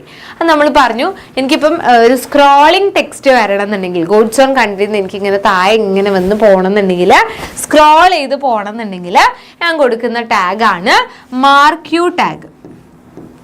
Okay, marquee ടാഗാണ് നമ്മൾ കൊടുക്കുക. ഇതാ മാർക്ക് യു കൊടുത്തിട്ട് ഗോഡ്സ് ഓൺ കൺട്രി എന്നിട്ട് മാർക്ക് യു ടാഗ് ക്ലോസ് ചെയ്യാം. ഓക്കെ, യെസ്, സിമ്പിൾ ആണ് അല്ലേ. മാർക്ക് യു ടാഗിനെ ക്ലോസ് ചെയ്തു. അടുത്തത് differentiate between internal linking and external linking in HTML. Internal ലിങ്കിങ്ങും ഉണ്ട്, എക്സ്റ്റേണൽ ലിങ്കിങ്ങും ഉണ്ട്. ലിങ്കിങ് 2 ടൈപ്പ് ഉണ്ട് അല്ലേ. ഇത് ശരിക്കും നമ്മുടെ അടുത്ത ചാപ്റ്ററിലെ ക്വസ്റ്റ്യൻ ആണ് കേട്ടോ, അതിലാണ് ലിങ്ക്സ് മെയിൻ ആയിട്ടുള്ളത്. പക്ഷെ രണ്ടും ഏകദേശം റിലേറ്റഡ് ആയിട്ടുള്ളതാണ്. ഇന്റേണൽ ലിങ്കിങ് എന്ന് പറഞ്ഞാൽ ആ ലിങ്കിൽ നമ്മൾ ക്ലിക്ക് ചെയ്താൽ എന്താ സംഭവിക്കുക മക്കളെ? ആ ലിങ്കിൽ ക്ലിക്ക് ചെയ്ത് കഴിഞ്ഞാൽ ആ പേജിന്റെ തന്നെ വേറെ സെക്ഷനിലേക്ക് പോകും.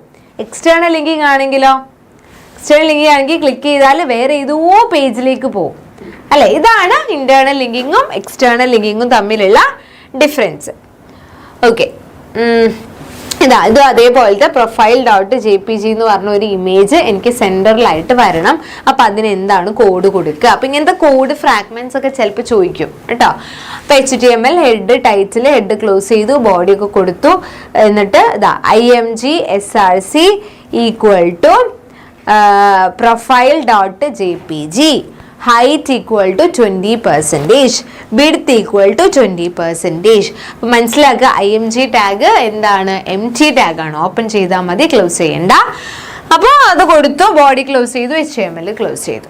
അപ്പോൾ നമ്മൾ പറഞ്ഞ ഇമേജ് പ്രൊഫൈൽ ഡോട്ട് JPG എന്ന് പറഞ്ഞ ആ ഇമേജ് സെൻട്രലായിട്ട് നമുക്ക് വന്നിട്ടുണ്ടാവും.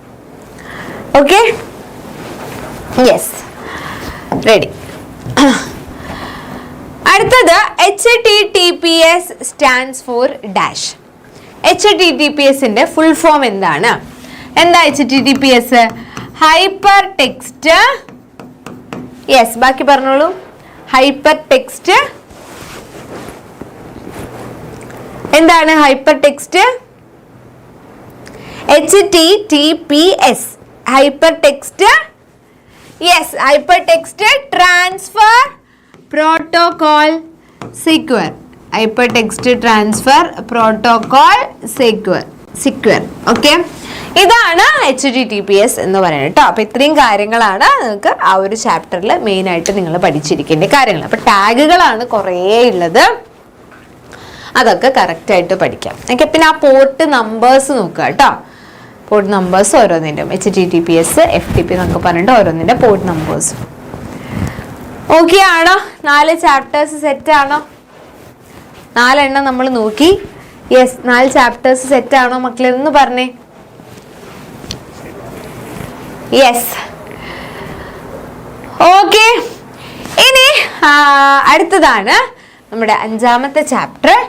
ഓക്കെ, 5ാമത്തെ ചാപ്റ്റർ ആണ് web designing using HTML. Okay, web designing using HTML. അതായത് നമ്മൾ വെബ് ഡിസൈൻ, അത് മെയിനായിട്ട് ഇതിൽ നിങ്ങൾക്ക് ലിസ്റ്റ് പഠിക്കാനുണ്ട്, ലിങ്ക് പഠിക്കാനുണ്ട്, ഫോം, ഫ്രെയിം, ടേബിള്. ഈ 5 എണ്ണമാണ് ഈ ചാപ്റ്ററിൽ പഠിക്കാനുള്ളത്. ഈ 5 എണ്ണം എങ്ങനെയാണ് ഉണ്ടാക്കുക എന്നുള്ളത് അറിഞ്ഞാൽ മതി. ഓക്കെ, നിങ്ങൾക്ക് അറിഞ്ഞാൽ മതി. കൂടുതലും HTML പ്രോഗ്രാം ചോദിക്കുകയാണെങ്കിൽ ഈ ചാപ്റ്ററിൽ നിന്നാണ് ചോദിക്കാറുള്ളത് കേട്ടോ. Okay, explain different tags used with DL tag to create a definition list. ഒരു ഡെഫിനിഷൻ ലിസ്റ്റ് ക്രിയേറ്റ് ചെയ്യാൻ, ഒരു മിനിറ്റ് മക്കളെ.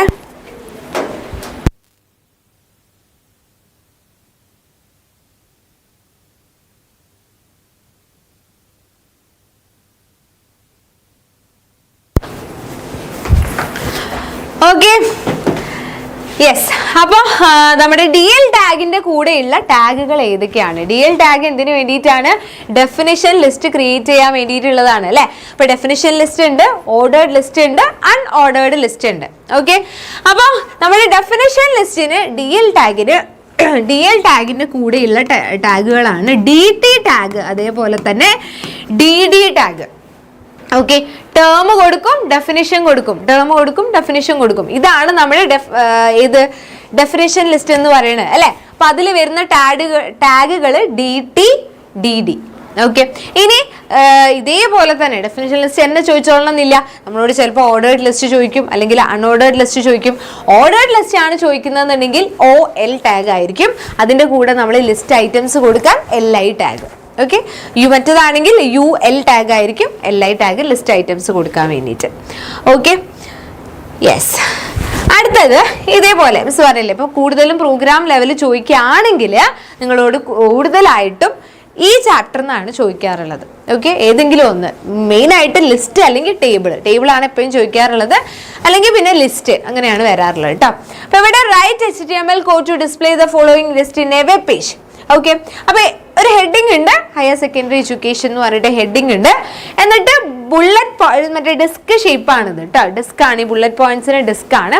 ഈ ഡിസ്ക് ഷേപ്പിൽ ഒരു ലിസ്റ്റ് ഉണ്ടാക്കുകയാണ്. ഇത് ഏത് ലിസ്റ്റാ എന്ന് പറഞ്ഞേ? ഓർഡേർഡ് ലിസ്റ്റ് ആണോ അൺഓർഡേർഡ് ലിസ്റ്റ് ആണോ? ഏത് ലിസ്റ്റാ ഇത്? യെസ്, ഓർഡേർഡ് ലിസ്റ്റ് ആണോ?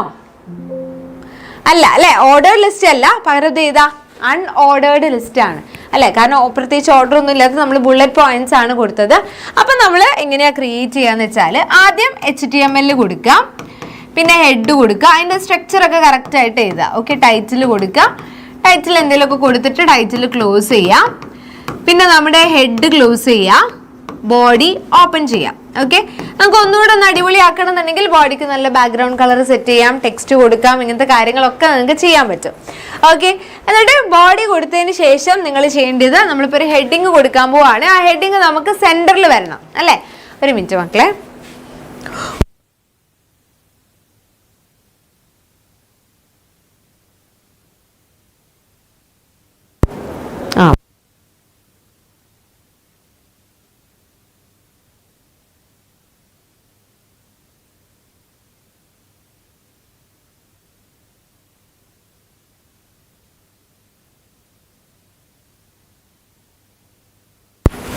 Okay, yes. ഇനി അപ്പോൾ ഓക്കെ, നമ്മുടെ HTML head, title, head close ചെയ്തു, ബോഡി കൊടുത്തു. അങ്ങനെ ബോഡി കൊടുത്തതിന് ശേഷം നമ്മൾ ചെയ്യാൻ പോകണം എന്താണെന്ന് വെച്ച് കഴിഞ്ഞാൽ, എനിക്ക് സെൻറ്ററിൽ ഒരു ഹെഡിങ് വരണം. അപ്പം H1 സെൻറ്റർ എന്നൊക്കെ പറഞ്ഞിട്ട് ഞാൻ കൊടുക്കുകയാണ്. ഹെഡിങ് എന്താണ്? Higher secondary education. അപ്പം ഞാൻ higher secondary, yes, higher secondary education എന്ന് കൊടുത്തു. ഇനി H1 ടാഗും സെൻറ്റർ ടാഗും ഒക്കെ ക്ലോസ് ചെയ്യാം. ഓക്കെ, സെൻറ്റർ ടാഗ് ക്ലോസ് ചെയ്തു, H1 ടാഗ് ക്ലോസ് ചെയ്തു. ഓക്കെ, അത് കഴിഞ്ഞതിന് ശേഷം എനിക്ക് ലിസ്റ്റാണ് ഉണ്ടാക്കാൻ പോണത്, അൺഓർഡേർഡ് ലിസ്റ്റാണ്. അപ്പോൾ UL എന്ന് പറഞ്ഞ് കൊടുക്കാം.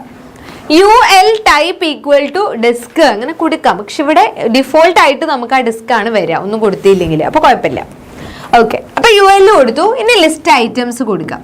LI എന്താണ്? സയൻസ്. ഓക്കെ, അപ്പോൾ സയൻസ് എന്ന് കൊടുത്തു, LI ക്ലോസ് ചെയ്തു. ഓക്കെ, അടുത്തത് LI commerce. Okay, LI tag close ചെയ്തു. അടുത്തത് LI humanities. Okay, humanities LI close ചെയ്തു. ഇനി അത് കഴിഞ്ഞിട്ട് നമ്മുടെ UL ടാഗ് ക്ലോസ് ചെയ്തു. അതേപോലെ തന്നെ പിന്നെന്താ, UL ടാഗ് ക്ലോസ് ചെയ്തു, ബോഡി ക്ലോസ് ചെയ്തു, HTML ക്ലോസ് ചെയ്തു. ഓക്കെ, ഇങ്ങനെയാണ് ഒരു സിമ്പിളായിട്ട് ഒരു ലിസ്റ്റ് ക്രിയേറ്റ് ചെയ്യാം. ഓക്കെ, ഈസി അല്ലേ? സിമ്പിൾ അല്ലേ? Ready?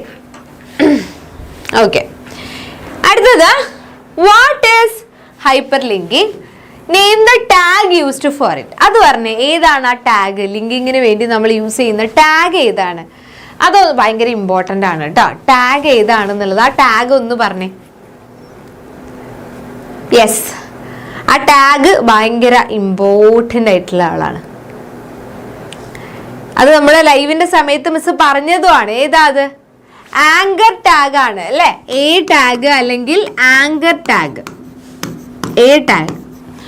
Okay, what is hyper linking എന്ന് ചോദിച്ചു കഴിഞ്ഞാൽ ഒരു ടെക്സ്റ്റ് അല്ലെങ്കിൽ ഒരു എലമെന്റ്, ഒരു ഇമേജ് എന്തും ആവാം, that we can click on അല്ലേ? നമുക്ക് ക്ലിക്ക് ചെയ്യാൻ പറ്റും. ക്ലിക്ക് ചെയ്ത് കഴിഞ്ഞാൽ move to another document or another section of the same document. ഒന്നുകിൽ വേറൊരു ഡോക്യുമെന്റിലേക്ക് പോവും, അല്ലെങ്കിൽ വേറെ section of the same document അല്ലേ? അപ്പൊ അതിനെയാണ് നമ്മൾ എന്ത് പറയുന്നത്? അതിനെയാണ് നമ്മൾ അല്ലെങ്കിൽ വേറെ same section document, section of the same document. അപ്പൊ ഇത് നമ്മൾ നേരത്തെ പറഞ്ഞില്ലേ, എക്സ്റ്റേണൽ ലിങ്കിങ്ങും ഇന്റേണൽ ലിങ്കിങ്ങും ഒക്കെ. ഇത് എക്സ്റ്റേണൽ ലിങ്കിങ് ആണ്. Sorry, another section of same document ആണെങ്കിൽ ഇന്റേണൽ ആണ്, ഇത് എക്സ്റ്റേണൽ ആണ്. Okay, yes, ready? ഇനി അടുത്തത്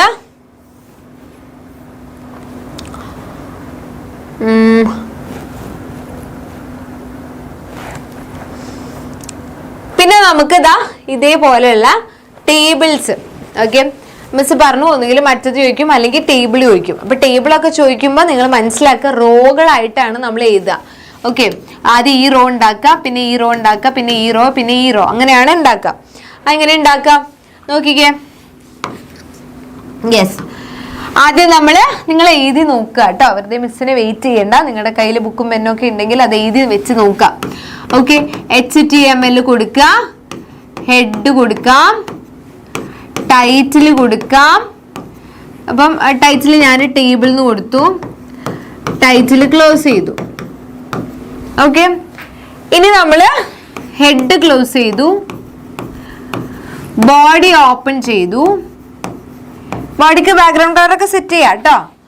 ഇനി ഹെഡിങ് കൊടുക്കുകയാണ് H1 centre student mark list. Okay, student mark list. എന്നിട്ട് സെന്റർ ടാഗ് ക്ലോസ് ചെയ്യുക, H1 ടാഗ് ക്ലോസ് ചെയ്യുക. ഓക്കെ, ഇനി അത് കഴിഞ്ഞിട്ട് നമ്മൾ അടുത്തത് എഴുതാൻ പോവാണ്. അടുത്തത് എന്താണ്? ID സബ്ജക്റ്റ് മാർക്ക് അല്ലേ. അപ്പോൾ ടേബിൾ എന്ന് പറഞ്ഞ ടാഗ് ഓപ്പൺ ചെയ്യാം. ടേബിള് നമ്മൾ റോ ആയിട്ടാണ് ഉണ്ടാക്കുക. ഓക്കെ, അപ്പോൾ TR ഫസ്റ്റ് റോ എടുക്കുക, അത് ഹെഡിങ് ആണ്. അപ്പോൾ TH ഒന്നാമത്തെ എന്താണ്? ID TH ടാഗ് ക്ലോസ് ചെയ്തു. അടുത്ത TH ടാഗ് ഓപ്പൺ ചെയ്തു, നെയിം TH ടാഗ് ക്ലോസ് ചെയ്തു. ഓക്കെ, അടുത്ത TH ടാഗ് കൊടുത്തു, mark. Okay, TH tag close ചെയ്തു. അപ്പോൾ ആ റോ കഴിഞ്ഞല്ലോ. അപ്പോൾ TR ടാഗിന് ഞാൻ ക്ലോസ് ചെയ്തു. ഓക്കെ, ഇനി അടുത്ത റോ ആണ്. അപ്പോൾ അടുത്ത TR ടാഗ് ഓപ്പൺ ചെയ്തു. ഇനി എന്താ ഉള്ളത്? 101 ഫിസിക്സ് 45 അല്ലേ. അത് ഹെഡിങ് അല്ല, ഡാറ്റയാണ്. അപ്പോൾ TD 101 TD ടാഗ് ക്ലോസ് ചെയ്തു. TD എന്തായിരുന്നു? ഫിസിക്സ് അല്ലേ, ഫിസിക്സ് TD ടാഗ് ക്ലോസ് ചെയ്തു. അടുത്തത് TD 45 TD ടാഗ് ക്ലോസ് ചെയ്തു. അപ്പോൾ ആ റോയും കഴിഞ്ഞു. TR ടാഗ് ക്ലോസ് ചെയ്തു. ഇനി അടുത്ത റോ എടുക്കുക, 102 കെമിസ്ട്രി അല്ലേ. അപ്പോൾ അടുത്ത TR ടാഗ് ഓപ്പൺ ചെയ്തു, TD ടാഗ് കൊടുത്തു, 102 TD ടാഗ് ക്ലോസ് ചെയ്തു. അടുത്ത TD ടാഗ് ഓപ്പൺ ചെയ്തു, chemistry. Okay, chemistry TD tag close ചെയ്തു.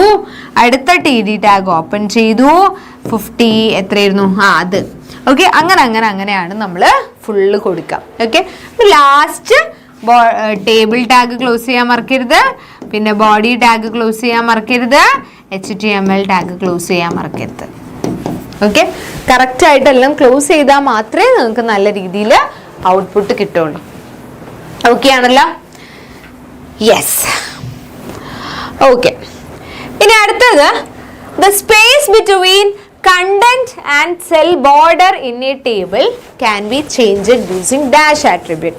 ഇത് നിങ്ങളോട് ടേബിളിന്റെ ആട്രിബ്യൂട്ടുകളൊക്കെ പറഞ്ഞു തന്ന സമയത്ത്, ടാഗുകളൊക്കെ പറഞ്ഞു തന്ന സമയത്ത് മിസ് ഇമ്പോർട്ടൻ്റ് ആണ് മക്കളെ എന്ന് പറഞ്ഞൊരു ഭാഗമായിരുന്നു. ഏതാണ്? Cell spacing and cell padding അല്ലേ. അപ്പം അതിൽ സെൽ സ്പേസിങ്, സെൽ പാഡിങ് എന്നൊക്കെ പറഞ്ഞിട്ട് നമ്മൾ കൊടുത്തിട്ടുണ്ടായിരുന്നു. അപ്പം സെൽ സ്പേസിംഗ് ആണ് രണ്ട് സെല്ലുകൾ തമ്മിലുള്ള വ്യത്യാസം അല്ലേ. Cell padding, yes very good. Cell padding ആണ് സെല്ലും അതിൻ്റെ കണ്ടന്റും തമ്മിലുള്ള, കണ്ടന്റും സെല്ലിൻ്റെ ബോർഡറും തമ്മിലുള്ള ഡിഫറൻസ്. ഓക്കെ, ആ സ്പേസ്, അതാണ് സെൽ പാഡിങ്. Okay, ready. ഇനി ഇതാ വേറൊരു വെബ് പേജ് ക്വസ്റ്റ്യൻ ആണ്, ഇതും കൂടെ നമുക്ക് നോക്കാം. അതോടുകൂടി ഈ ചാപ്റ്റർ നമുക്ക് നിർത്താം. Okay, develop A web page of an organisation with the following features. Okay, ആദ്യം നമുക്കൊരു വെബ് പേജ് ആണ്. അതിൽ ഇമേജ് ബാക്ക്ഗ്രൗണ്ട് ആയിട്ട് വരണം. പിന്നെ welcome users with a marquee in attractive font. ഇങ്ങനെ വെൽക്കം ചെയ്യുന്ന ഒരു മാർക്യൂ ഫോണ്ട് ഇങ്ങനെ പോകണം. അതേപോലെ display address of the organisation, address വരണം. ഓക്കെ, അപ്പോൾ നമുക്ക് HTML ഹെഡ് ക്ലോസ് ചെയ്തു, ബോഡി ബാക്ക്ഗ്രൗണ്ട് കൊടുത്തു. കണ്ടോ, ഇതാണ് ബാക്ക്ഗ്രൗണ്ടിൽ image. Body background equal to a.jpg. പിന്നെ മാർക്ക് യു വരണം എന്ന് പറഞ്ഞു. അപ്പോൾ മാർക്ക് യു ടാഗ് കൊടുത്തു. അതിന് നല്ല ഫോണ്ടും കളറും ഒക്കെ വരണം. അപ്പോൾ font colour equal to red കൊടുത്തു. വെൽക്കം എന്ന് കൊടുത്തു. ഫോണ്ടും മാർക്ക് യു ഒക്കെ ക്ലോസ് ചെയ്തു. പിന്നെ നമ്മളോട് പറഞ്ഞത് അഡ്രസ്സ് കൊടുക്കണം. അപ്പോൾ അഡ്രസ് ടാഗ് ഓപ്പൺ ചെയ്തു. കുറച്ച് എന്തൊക്കെയോ കൊടുത്ത് അഡ്രസ് ടാഗ് ക്ലോസ് ചെയ്തു. ബോഡി ടാഗ് ക്ലോസ് ചെയ്തു. HTML tag close. ഒന്നുമില്ല, നിങ്ങൾ HTML സ്ട്രക്ചർ ചെയ്ത അതിൻ്റെ ഇടയിൽ ക്വസ്റ്റ്യനിൽ എന്താണോ പറഞ്ഞത് അത് കൊടുക്കുക. ഇത്രയേ ഉള്ളൂ. Okay, yes. അപ്പോൾ ഇതാണ് നമ്മുടെ 5th ചാപ്റ്റർ എന്ന് പറഞ്ഞു കഴിഞ്ഞാൽ കേട്ടോ. ഓക്കെ ആണോ? ഇനി നമുക്ക് നമ്മുടെ 6th ചാപ്റ്റർ ആണുള്ളത്. അപ്പോൾ 5th ചാപ്റ്റർ വരെ ഓക്കെ ആണോ മക്കളെ? ആണെങ്കിൽ ഒരു 5 യെല്ലോ ഹേർട്ട് മിസ്സിന് ഇട്ട് തരുമോ? 6, 7, 8, 9 ഇനി ഒരു 4 ചാപ്റ്ററും കൂടിയേ നമുക്കുള്ളൂ. ഓക്കെ ആണോ? സെറ്റ് ആണോ? ഒന്ന് പറഞ്ഞേ, ഓക്കെ ആണോ? നമുക്ക് നമ്മുടെ 6th ചാപ്റ്ററിലേക്ക് പോയാലോ? Yes, okay, yes. അപ്പൊ നമുക്ക് നമ്മുടെ 6th ചാപ്റ്ററിലേക്ക് പോവാം അല്ലേ? ഓക്കെ, ഒരു മിനിറ്റ് മക്കളെ.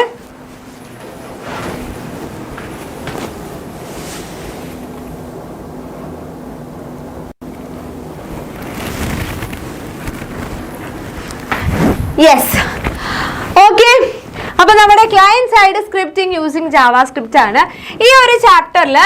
ആദ്യം ഫസ്റ്റ് ക്വസ്റ്റ്യൻ, ഇതിൽ നമുക്ക് കുറേ ഫംഗ്ഷൻസ് പഠിക്കാനുണ്ട് അല്ലെ? ഒരുപാട് ബിൽറ്റ് ഇൻ ഫംഗ്ഷൻസ് നമുക്ക് പഠിക്കാനുണ്ട്. അപ്പൊ the first question, write the name of JavaScript function to perform the following. നമുക്ക് ഈ പറഞ്ഞിട്ടുള്ള എന്താണിത്? To display a message computer science. Okay, computer science എന്ന് പറഞ്ഞ ഒരു മെസ്സേജ് നമുക്ക് ഡിസ്പ്ലേ ചെയ്യണം.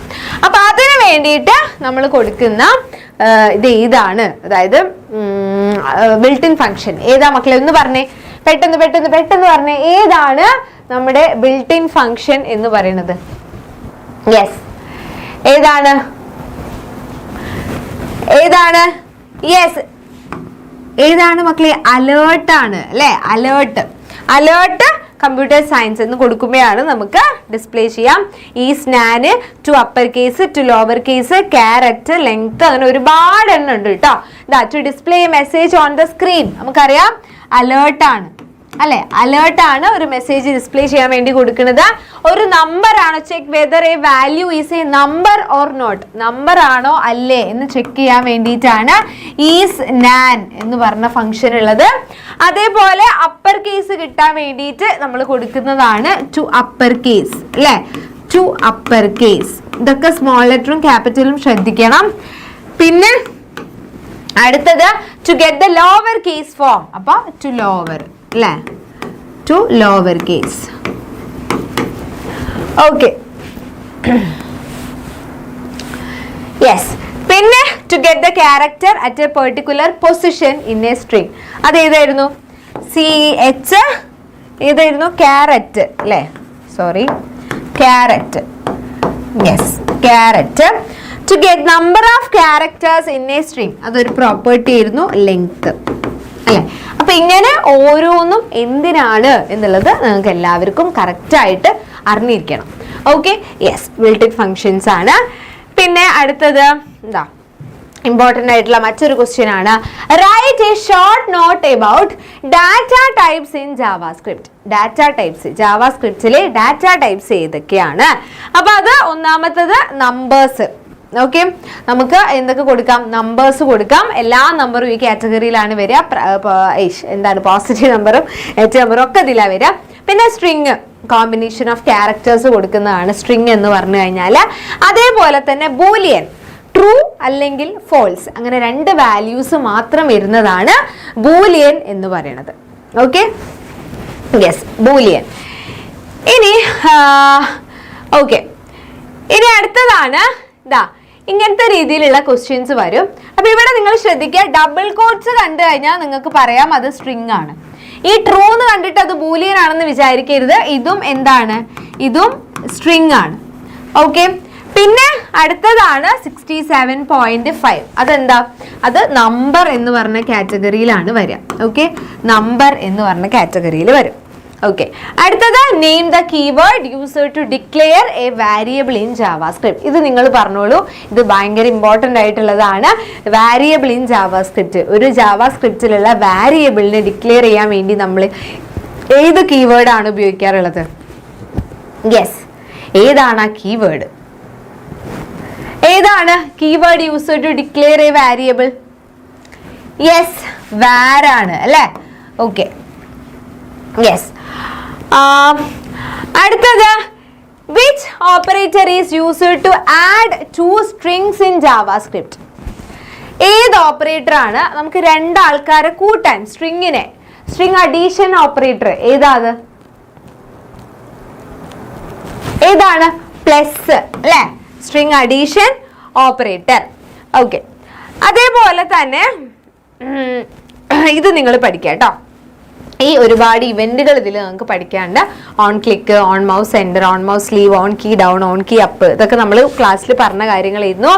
അതേപോലെ തന്നെ ലൂപ്പുകൾ, explain the use of for loop with an appropriate example. അപ്പം എക്സാമ്പിൾ ഒന്നും അങ്ങനെ ഭയങ്കരമായിട്ട് ചോദിക്കാറൊന്നുമില്ല, എന്നാലും നിങ്ങൾ ജസ്റ്റ് നോക്കി വെച്ചോളൂ. കാരണം അഥവാ എക്സാം ഭയങ്കര ടഫ് രീതിയിലൊക്കെ വരികയാണെങ്കിൽ ഇങ്ങനത്തെ ക്വസ്റ്റ്യൻസ് നമുക്ക് എക്സ്പെക്ട് ചെയ്യാം.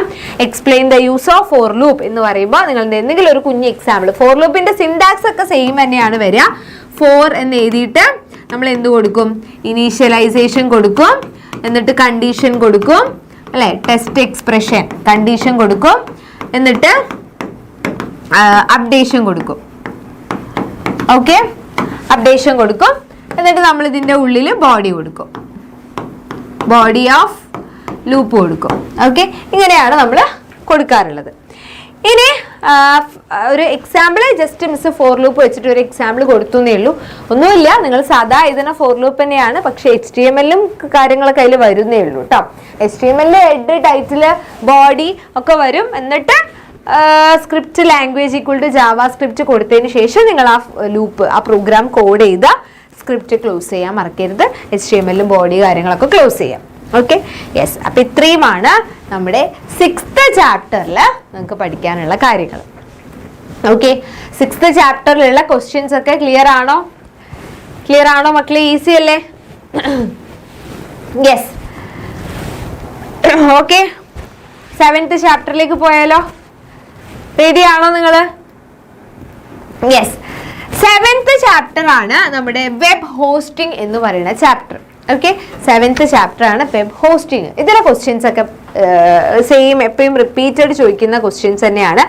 ആദ്യം തന്നെ ഇതിന്റെ ഡെഫിനിഷൻ എന്തായാലും പഠിച്ചു വെക്കാം. വെബ് ഹോസ്റ്റിംഗ് എന്ന് പറഞ്ഞു കഴിഞ്ഞാൽ it is a service of providing space in a server to serve files for a website. Okay, ആ ഒരു നമുക്ക് ഇന്റർനെറ്റിൽ അവൈലബിൾ ആവാൻ വേണ്ടിയിട്ട് നമുക്ക് കിട്ടുന്ന ആ ഒരു സ്റ്റോറേജ് സ്പേസ് തരുന്ന സർവീസ് ആണ് വെബ് ഹോസ്റ്റിംഗ് എന്ന് നമ്മൾ പറയുന്നത്.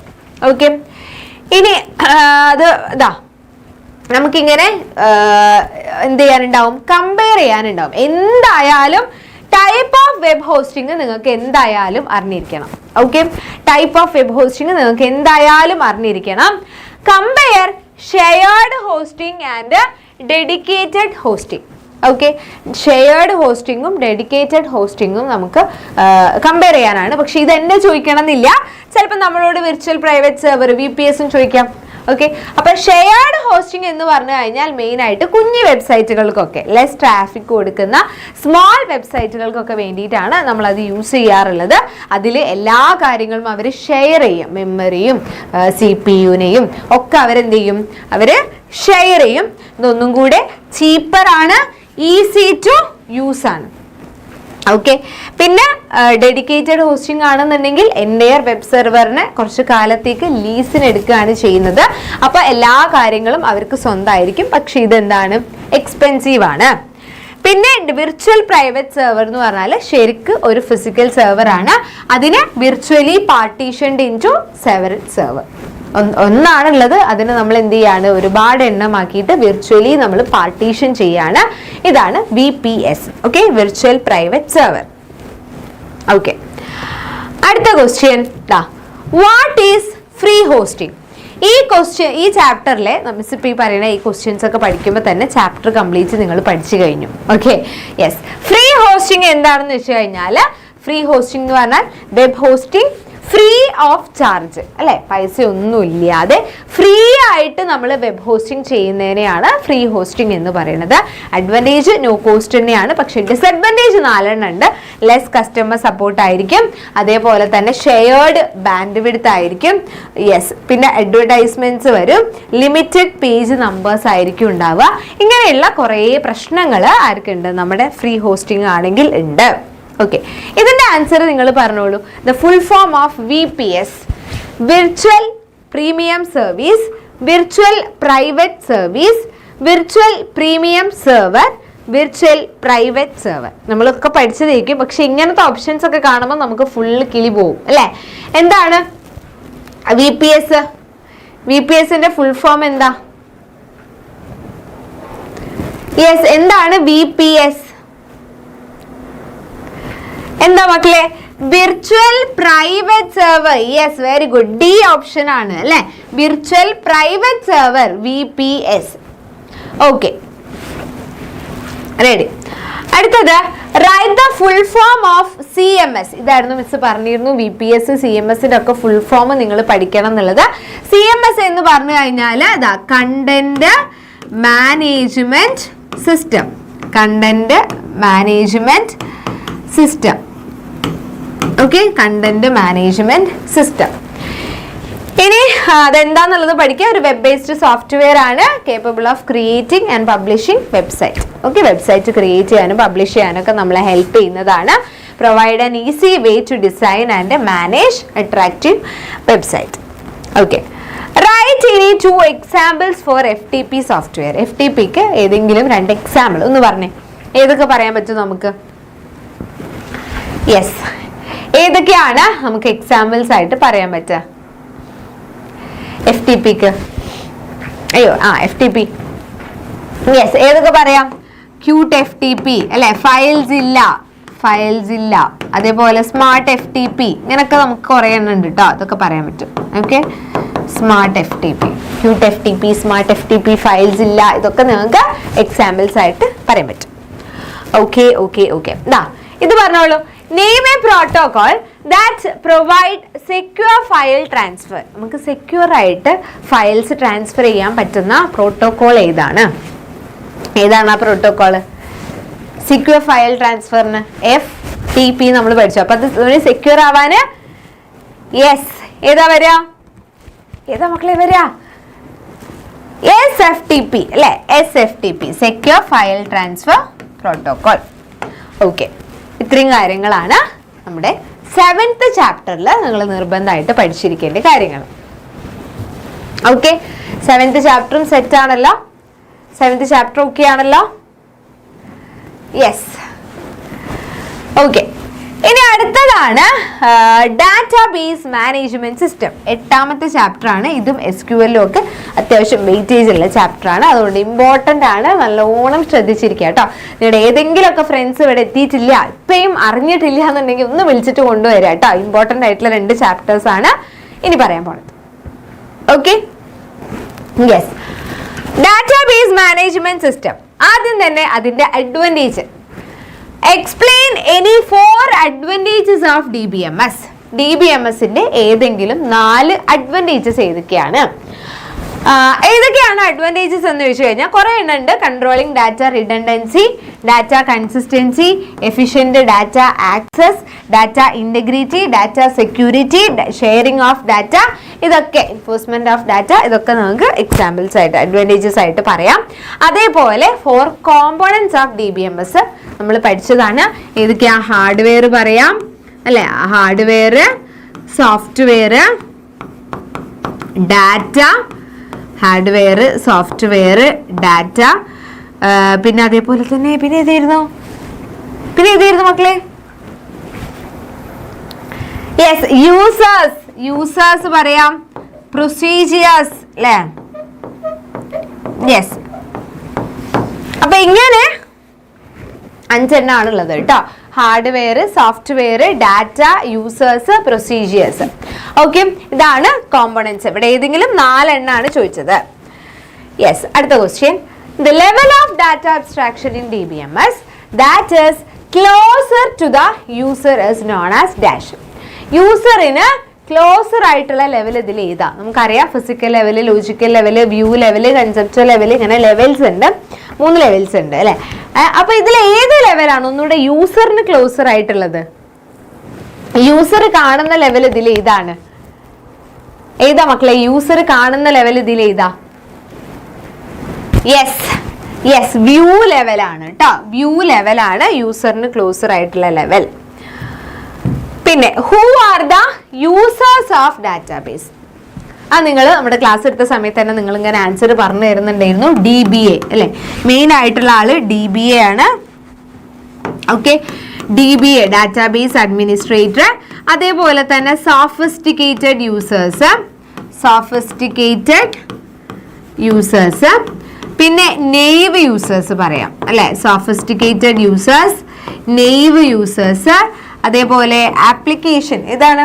യെസ്, നിങ്ങൾക്ക് അറിയാവുന്നത് നിങ്ങൾ ഇങ്ങനെ പറയാം കേട്ടോ. ആപ്ലിക്കേഷൻ പ്രോഗ്രാമേഴ്സ് ഓക്കെ, ഇതൊക്കെയാണ് നമ്മുടെ യൂസേഴ്സ് ഓഫ് DBMS എന്ന് പറയുന്നത്. അപ്പൊ അതിൽ DBAന്റെ റോളും കൂടി പഠിക്കാം കേട്ടോ. Design of conceptual and physical schema, security, data availability, recovery from failure, ഇതൊക്കെ നമ്മുടെ DBAന്റെ പണിയാണ്. അതുകൊണ്ട് DBA എന്ന് പറയുന്നത് മെയിൻ ആൾക്കാരാണെന്ന് നമുക്ക് പറയാൻ പറ്റും. Okay, yes. അടുത്തത് explain 3 types of data abstractions in DBMS. DBMSലെ 3 ഡാറ്റ അബ്സ്ട്രാക്ഷൻ വെരി ഇമ്പോർട്ടന്റ് ആണ്. ഡാറ്റ അബ്സ്ട്രാക്ഷൻ ഒന്നും പഠിക്കാതെ എക്സാമിന് പോവരുത്. ഓക്കെ, ഡാറ്റ അബ്സ്ട്രാക്ഷൻ ഏതൊക്കെയാണ്? The process of hiding irrelevant details from user അല്ലെ. യൂസറിന് ആവശ്യമില്ലാത്ത വെറുതെ അവർക്ക് കാണിച്ചു കൊടുത്ത് ബുദ്ധിമുട്ടിയൊക്കെ ഉണ്ടല്ലോ. അപ്പൊ നമ്മൾ അതിന് വേണ്ടിയിട്ടുള്ളതാണ് ഡാറ്റ അബ്സ്ട്രാക്ഷൻ എന്ന് പറയുന്നത്. അപ്പൊ അതില് ഒന്നാമത്തത് ഫിസിക്കൽ ലെവലാണ്, ഏറ്റവും ലോവസ്റ്റ് ലെവൽ അല്ലെ. എങ്ങനെയാണ് ഡാറ്റ ആക്ച്വലി സ്റ്റോർ ചെയ്യുന്നത് എന്ന് കാണിക്കാനാണ് ഫിസിക്കൽ ലെവല്. അതേപോലെ ലോജിക്കൽ ലെവല്, എന്ത് ഡാറ്റയാണ് സ്റ്റോർ ചെയ്തത്. വ്യൂ ലെവലാണ് നമ്മൾ പറഞ്ഞ പോലെ യൂസറിന് കാണുന്ന ആ ഒരു ലെവല്. Okay, yes. അടുത്തത് write a short note about relation, domain, foreign key. Relation നമുക്കറിയാം ടേബിൾ ആണ് അല്ലെ. അതേപോലെ ഡൊമെയിൻ എന്ന് പറഞ്ഞാൽ പൂൾ ഓഫ് വാല്യൂസ് ആണ്. ഫോറിൻ കീ എന്ന് പറഞ്ഞാൽ ഒരു ടേബിളിൽ പ്രൈമറി കീ ആയിട്ടുള്ള ആളെ നമ്മൾ മറ്റൊരു ടേബിളിൽ വിളിക്കുന്ന പേരാണ് ഫോറിൻ കീ. ഓക്കെ, അപ്പൊ വെറുതെ ടേബിള് ഡൊമെയിൻ ഒന്ന് എഴുതിയാൽ മാർക്ക് കിട്ടുമെന്ന് പറയാൻ പറ്റില്ല. റിലേഷൻ എന്ന് പറഞ്ഞാൽ ഇങ്ങനെ തന്നെ എഴുതാം, collection of data organised in a row and column format. Okay, അതാണല്ലോ ടേബിള്. ഡൊമെയിൻ എന്ന് പറഞ്ഞാൽ pool of possible values in an attribute. Foreign key എന്ന് പറഞ്ഞാൽ a key in a table is called foreign key if it is primary key in another table. വേറൊരു ടേബിളിൽ primary key ആണെങ്കിൽ അതിനെ നമുക്ക് ഫോറിൻ കീ എന്ന് വിളിക്കാൻ പറ്റും. Okay, yes. അടുത്തത് ഇതേപോലെയുള്ള ക്വസ്റ്റ്യൻസ്. ഇവിടെ ഇപ്പൊ നമുക്ക് ആർട്സ് എന്ന് പറഞ്ഞിട്ട് ഒരു ടേബിൾ തന്നു, അതേപോലെ സ്പോർട്സ് എന്ന് പറഞ്ഞിട്ട് വേറൊരു ടേബിൾ തന്നു. ഓക്കെ, ആർട്സും സ്പോർട്സും. Find the result of following relational algebra operation. Arts intersection sports, അതായത് ആർട്സിലും സ്പോർട്സിലും കോമൺ ആയിട്ടുള്ള ആൾക്കാരാണ് ഇന്റർസെക്ഷൻ എന്ന് പറഞ്ഞാല്. ഇപ്പം മഞ്ജു എന്നുള്ളത് ഇവിടെ ഉണ്ടോ? ഇല്ല. ക്രിസ്റ്റി ഇവിടെ ഉണ്ടോ? ഇല്ല. അടുത്തത് ഫാസിൽ ഇവിടെ ഉണ്ട് അല്ലെ. അരുൺ ഉണ്ടോ? അരുൺ ഇവിടെ ഉണ്ടോ? ഇല്ല. അപ്പൊ ഇത് മാത്രമാണ് ഈ ആർട്സ് ഇന്റർസെക്ഷൻ സ്പോർട്സിൽ നമ്മൾ എഴുതുമ്പോൾ ആ ടേബിൾ വരക്കുക. അഡ്മിഷൻ നമ്പർ, അതേപോലെ തന്നെ നെയിം, ബാച്ച്. ഓക്കെ, ആരൊക്കെയാ വരിക? 4010 ഫാസിൽ B1. ഓക്കെ, ഇങ്ങനെയാണ് വരിക. ഇനി അടുത്തത് ആർട്സ് യൂണിയൻ സ്പോർട്സാ. അപ്പൊ നിങ്ങൾ എന്ത് ചെയ്യണം? 2 ടേബിളിലുള്ള എല്ലാരെയും എഴുതുക. പക്ഷെ കോമൺ ആയിട്ടുള്ള ആളെ ഒരു പ്രാവശ്യം എഴുതിയാൽ മതി. ഫാസിലിനെ എഴുതുമ്പോൾ 2 പ്രാവശ്യം 2 ടേബിളിനും കൂടെ എഴുതണ്ട, എല്ലാം കൂടെ ഒറ്റ ടേബിൾ ആക്കിയിട്ട് എഴുതാം. അതാണ് യൂണിയൻ. പിന്നെ സ്പോർട്സ് മൈനസ് ആർട്സ് എന്ന് പറഞ്ഞാല് സ്പോർട്സിലുള്ള ആൾക്കാരെ എടുക്കുക, ഇതിൽ നിന്ന് ആർട്സിലുള്ള ആളെ ഒഴിവാക്കാം. അപ്പം ഈ ഫാസിലില്ലാത്ത ബാക്കി 2 ആൾക്കാർ എങ്ങനെയാ വരിക? ഈ C ക്വസ്റ്റ്യൻ എങ്ങനെയാ വരിക? C ക്വസ്റ്റ്യൻ മിസ് ഇവിടെ ചെയ്തു തരാം. ഈ ടേബിൾ വരക്കുക. Admission number, name, batch. Okay, name, batch. അതിൽ 4015 അർജുൻ B1. അടുത്തത് ആരാ? 3005 ഫാത്തിമ C2. ഓക്കെ, ഇങ്ങനെയാണ് വരാം. റെഡി ആണല്ലോ? അപ്പൊ സ്പോർട്സിലുള്ള ആളേന്ന് ആർട്സിലുള്ള ആളെ കുറച്ചു ഒഴിവാക്കി, അത്രേ ഉള്ളൂ കേട്ടോ. ഓക്കെ, അപ്പൊ ഇത്രയും കാര്യങ്ങളാണ് നമുക്ക് ആ ഒരു ചാപ്റ്ററിൽ പഠിക്കാനുള്ളത്. ഓക്കെ ആണോ? ആ ഒരു ചാപ്റ്റർ നിങ്ങൾ പഠിക്കുന്ന സമയത്ത് നിങ്ങൾ ശ്രദ്ധിക്കുക, ഡേറ്റാബേസ് എന്താണെന്ന് പഠിക്കണം, അതിൻ്റെ കോമ്പോണൻസ് പഠിക്കണം, അതേപോലെ അതിൻ്റെ പിന്നെന്താ റിലേഷൻ, മറ്റേ ആ ടേമുകളൊക്കെ പഠിക്കണം, ആൽജിബ്രൈക് ഓപ്പറേഷൻസ് പഠിക്കണം, ഡാറ്റ അബ്സ്ട്രാക്ഷൻ, ഡാറ്റ ഇൻഡിപെൻഡൻസ്, ഇത്രയും കാര്യങ്ങൾ നിങ്ങൾ എന്തായാലും അതിൽ അറിഞ്ഞിരിക്കണം, പഠിച്ചിരിക്കണം. Okay, yes, ready. ഇനി നമുക്ക് SQL പോവാം. SQL ഒരുപാട് പേർക്ക് ഡൗട്ട് ഉള്ള കാര്യമാണ് അല്ലെ. മിസ് എങ്ങനെ ക്വസ്റ്റ്യൻ വരിക, എന്ത് ടൈപ്പ് ക്വസ്റ്റ്യനാ വരിക, ക്വറി ആണോ മറ്റേ സിൻടാക്സ് ആണോ എന്താ വരിക ഒക്കെ ചോദിക്കാറുണ്ട്. അപ്പം നമുക്ക് നോക്കി നോക്കാം. First question, expand the term SQL, explain any 2 major components of SQL. SQL എന്ന് പറഞ്ഞു കഴിഞ്ഞാൽ അത് ആദ്യം എക്സ്പാൻഡ് ചെയ്യാനാ പറഞ്ഞത് അല്ലേ. പറഞ്ഞോളൂ, ഞാൻ എന്താ പറയുന്നത്, നിങ്ങളല്ലേ പറയണ്ടേ അല്ലേ. പറഞ്ഞേ, എന്താണ് SQL എന്ന് പറഞ്ഞു കഴിഞ്ഞാൽ? SQLന്റെ ഫുൾ ഫോം എന്താണ്? SQLന്റെ ഫുൾ ഫോം എന്താണ്? യെസ്, എന്താ SQL? സ്ട്രക്ചേർഡ് ക്വറി ലാംഗ്വേജ് അല്ലേ. സ്ട്രക്ചേർഡ് ക്വറി ലാംഗ്വേജ്, ഇതാണ് നമ്മുടെ SQL. Explain any 2 major components ഏതൊക്കെയാണ്? DCL, DDL, DML. ഓക്കെ ആണല്ലോ, അതൊന്നും മറക്കരുത് കേട്ടോ, അതൊക്കെയാണ് ഇതിന് ഇമ്പോർട്ടൻറ്റ്. പിന്നെ ഡാറ്റ ടൈപ്പുകൾ, ന്യൂമറിക് ഡാറ്റ ടൈപ്പ് ഉണ്ട്, അതിൽ ഇൻഡിജർ, ഡെസിമൽ. ഇനി ക്യാരക്ടർ, സ്ട്രിംഗ് ഡാറ്റ ടൈപ്പ് ഉണ്ട്, ക്യാർ, വാർക്യാർ, പിന്നെ ഡേറ്റ്, ടൈം. ഇത്രയുമാണ് നമ്മുടെ ഡാറ്റ ടൈപ്പുകൾ വരുന്നത്. അതേപോലെ DDLും DMLും തമ്മിലുള്ള ഡിഫറൻസ്. DDL എന്ന് പറയുമ്പോൾ അതിൽ വരുന്നതാണ് ക്രിയേറ്റ്, ഓൾട്ടർ, ഡ്രോപ്പ്, എന്തെങ്കിലുമൊക്കെ ഒരു ഇത് വെച്ചിട്ട്. ഇപ്പം CAD എന്ന് പഠിച്ചോ, DDLൻ്റെത് CAD, create, alter, drop. Okay, ഒരു പുതിയ ടേബിൾ ക്രിയേറ്റ് ചെയ്യാം, അല്ലെങ്കിൽ മോഡിഫൈ ചെയ്യാം, അല്ലെങ്കിൽ ഡിലീറ്റ് ചെയ്യാം. ടേബിൾ മൊത്തത്തിലോ അല്ലെങ്കിൽ കോളമോ ഡിലീറ്റ് ചെയ്യാൻ ഡ്രോപ്പ്.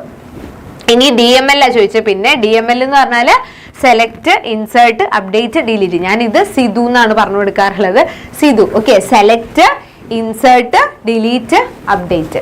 Okay, DML. അപ്പം സെലക്ട് എന്ന് പറഞ്ഞാൽ നമുക്കൊരു ഡാറ്റ റിട്രീവ് ചെയ്യാനാണ്.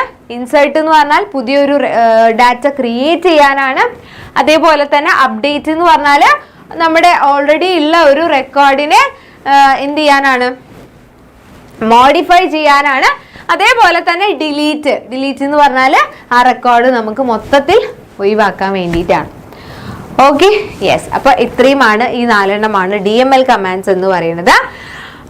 അടുത്തത് കൺസ്ട്രെയിൻസ് ചോദിച്ചിട്ടുണ്ട്, ഇമ്പോർട്ടൻ്റ് ആണെന്ന് പറഞ്ഞിരുന്നു. Write the names of any 4 constraints used in SQL. Constraints എന്ന് പറഞ്ഞാൽ എന്താന്നാ പറഞ്ഞത്? റൂൾസ് ആണ് എന്ന് പറഞ്ഞിട്ടുണ്ടായിരുന്നു അല്ലേ. നമുക്ക് എന്തെങ്കിലുമൊക്കെ റൂൾ സെറ്റ് ചെയ്യണം ഏതെങ്കിലും ഒരു കോളത്തിൽ എന്നൊക്കെ ഉണ്ടെങ്കിൽ നമ്മൾ കൊടുക്കുന്നതാണ് കൺസ്ട്രെയിൻസ്. അപ്പൊ കൺസ്ട്രെയിൻസ് ഏതൊക്കെയാണ് എന്ന് ചോദിച്ചു കഴിഞ്ഞാൽ, കൺസ്ട്രെയിൻസ് എന്ന് പറഞ്ഞാൽ നമ്മൾ പറഞ്ഞു റൂൾസ് ആണ്. Okay, first one column constraints ഏതൊക്കെയാണ്?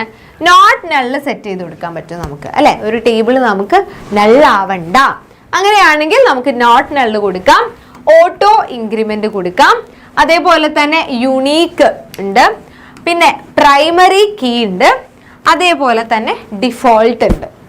ഓക്കെ, ഇങ്ങനെ 5 എണ്ണമാണ് നമ്മുടെ കോളം കൺസ്ട്രെയിൻസ് വരുന്നത്. ഓക്കെ, ഇതാ ഇങ്ങനെയാണ് നമ്മളോട് കുറേ ടൈപ്പ് ക്വസ്റ്റ്യൻസ് ചോദിക്കാറുള്ളത്. How do you use order by clause along with select command? എങ്ങനെയാണ് സെലക്ടിന്റെ കൂടെ ഓർഡർ ബൈ ക്ലോസ് കൊടുക്കുക? അപ്പൊ നമുക്കൊരു എക്സാമ്പിൾ എഴുതി കൊടുത്താൽ മതി. Select star from student, order by F income descending. അപ്പൊ ഡിസെൻഡിങ് ഓർഡറിൽ നമുക്കൊരു സ്റ്റുഡൻറ് എന്ന് പറഞ്ഞ ടേബിളിന്റെ ഇൻകം അവരുടെ ഡിസെൻഡിങ് ഓർഡറിൽ നമുക്ക് കിട്ടും. എല്ലാ ഡീറ്റെയിൽസും വേണം, അതുകൊണ്ടാണ് നമ്മൾ സ്റ്റാർ എന്ന് കൊടുത്തത്. അല്ലെങ്കിൽ select name comma course from student, order by course comma name. കോഴ്സിന്റെയും നെയിമിന്റെയും ഓർഡറിൽ എനിക്ക് കുട്ടികളുടെ നെയിമും കോഴ്സും കിട്ടണം. ഓക്കെ, അപ്പൊ ഇങ്ങനത്തെ രീതിയിലുള്ള ക്വസ്റ്റ്യൻസ് ചോദിക്കാറുണ്ട്. ഓക്കെ, എന്താ ഓർഡർ ബൈ ക്ലോസ് എന്നും കൂടി അതിന് കൂടെ എഴുതുക. Result of a query can be sorted in ascending or descending order by making use of order by clause. Okay ആണല്ലോ? യെസ്. അടുത്ത question yes, distinguish between drop and delete command. Okay, distinguish between drop and delete command. Drop എന്ന് പറഞ്ഞു കഴിഞ്ഞാൽ ഇത് important ആണ്. Drop എന്ന് പറഞ്ഞാൽ ഒരു DDL കമാൻഡ് ആണ്. പിന്നെ ഡിലീറ്റ് എന്ന് പറഞ്ഞാൽ DML ആണ് അല്ലേ? ഡ്രോപ്പ് ഡിലീറ്റ് എന്ന് പറഞ്ഞാൽ നമുക്ക് ഒരു ടപ്പിളിനെ, ഒരു റോനെ ഡിലീറ്റ് ചെയ്യാൻ വേണ്ടിയിട്ടാണ്, ഒഴിവാക്കാൻ വേണ്ടിയിട്ടാണ്. പക്ഷെ ഡ്രോപ്പ് ഒഴിവാക്കാൻ വേണ്ടിയാണ്. പക്ഷെ ഡ്രോപ്പ് എന്ന് പറഞ്ഞു കഴിഞ്ഞാൽ നമുക്ക് മൊത്തത്തിൽ കളയാൻ വേണ്ടിയിട്ട് അല്ലെ, ഒരു എൻറ്റയർ കോളം അല്ലെങ്കിൽ ഒരു എൻറ്റയർ ടേബിള് നമുക്ക് ഒഴിവാക്കണം എന്നുണ്ടെങ്കിൽ നമ്മൾ കൊടുക്കുന്നതാണ് ഡ്രോപ്പ് എന്ന് പറഞ്ഞ കമാൻഡ്. Okay, yes, ready. ഇനി ഇതാ ഈ ഒരു ടൈപ്പ് ഓഫ് ക്വസ്റ്റ്യൻസ് ശ്രദ്ധിക്കാം. ഇതാ, A table named student with field roll number, name, batch, mark, grade is given. Okay, write the SQL statement for the following to display the details of all students in science batch. Okay, നമുക്ക് science ബാച്ചിലുള്ള എല്ലാ കുട്ടികളുടെയും full details നമുക്ക് കിട്ടണം.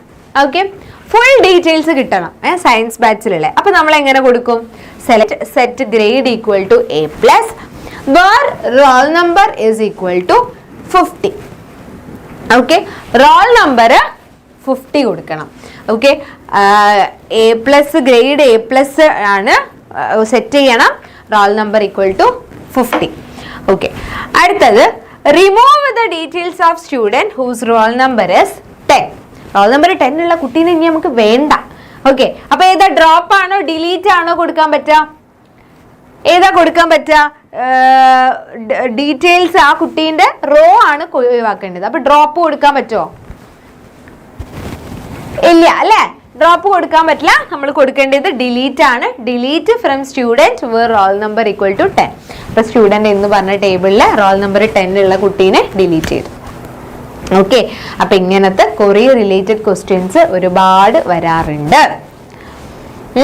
അപ്പൊ അതുകൊണ്ട് നിങ്ങൾക്ക് correct ആയിട്ട് അത് അറിയണം കേട്ടോ. ഓക്കെ ആണല്ലോ, സെറ്റ് ആണല്ലോ മക്കളെ? ഡൗട്ട് ഒന്നും ഇല്ലല്ലോ? നമ്മുടെ ഇന്നത്തെ ലാസ്റ്റ് ചാപ്റ്ററിലേക്ക് പോട്ടെ. യെസ്, റെഡി ആണോ? മിസ് റെഡിയാണ്. നിങ്ങൾ റെഡി ആണെങ്കിൽ നമ്മുടെ ചാറ്റ് ബോക്സ് ഒന്ന് കത്തിച്ചോളൂ. യെസ്,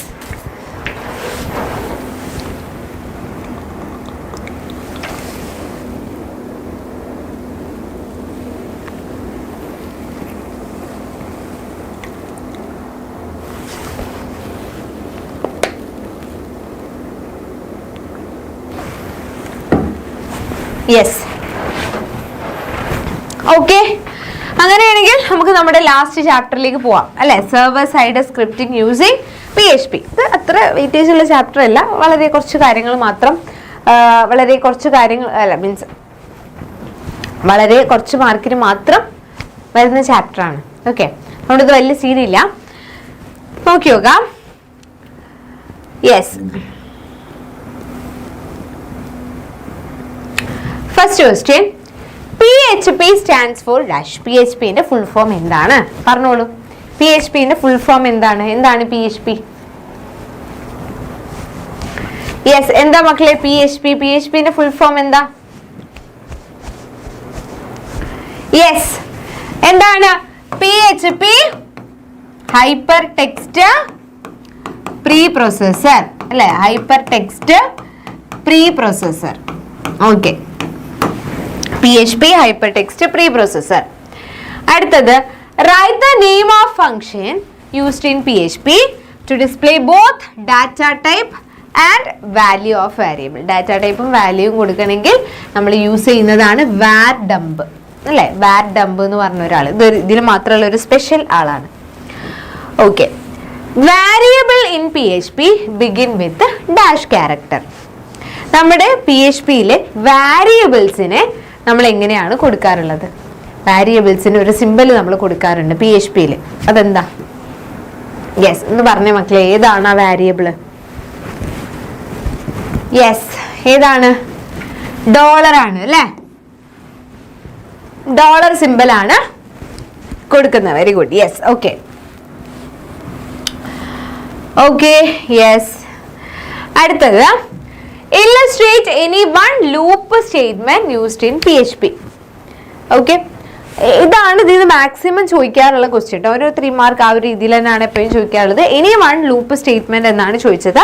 നിങ്ങൾ ജസ്റ്റ് എന്തെങ്കിലും ഒരു കുഞ്ഞ് എക്സാമ്പിളോ എന്തെങ്കിലുമൊക്കെ കൊടുത്താൽ മതി. അപ്പം എക്സാമ്പിളൊക്കെ കൊടുക്കുമ്പോൾ നിങ്ങൾ ശ്രദ്ധിക്കുക, പ്രിന്റ് ചെയ്യുന്നതിന് നമ്മൾ സി ഔട്ട് ഒന്നും കൊടുക്കൂല, എക്കോ എന്നാണ് കൊടുക്കുക. അതേപോലെ വാരിയബിൾസിനൊക്കെ കൊടുക്കുന്ന സമയത്ത് ഡോളർ സിമ്പൽ കൊടുക്കണം.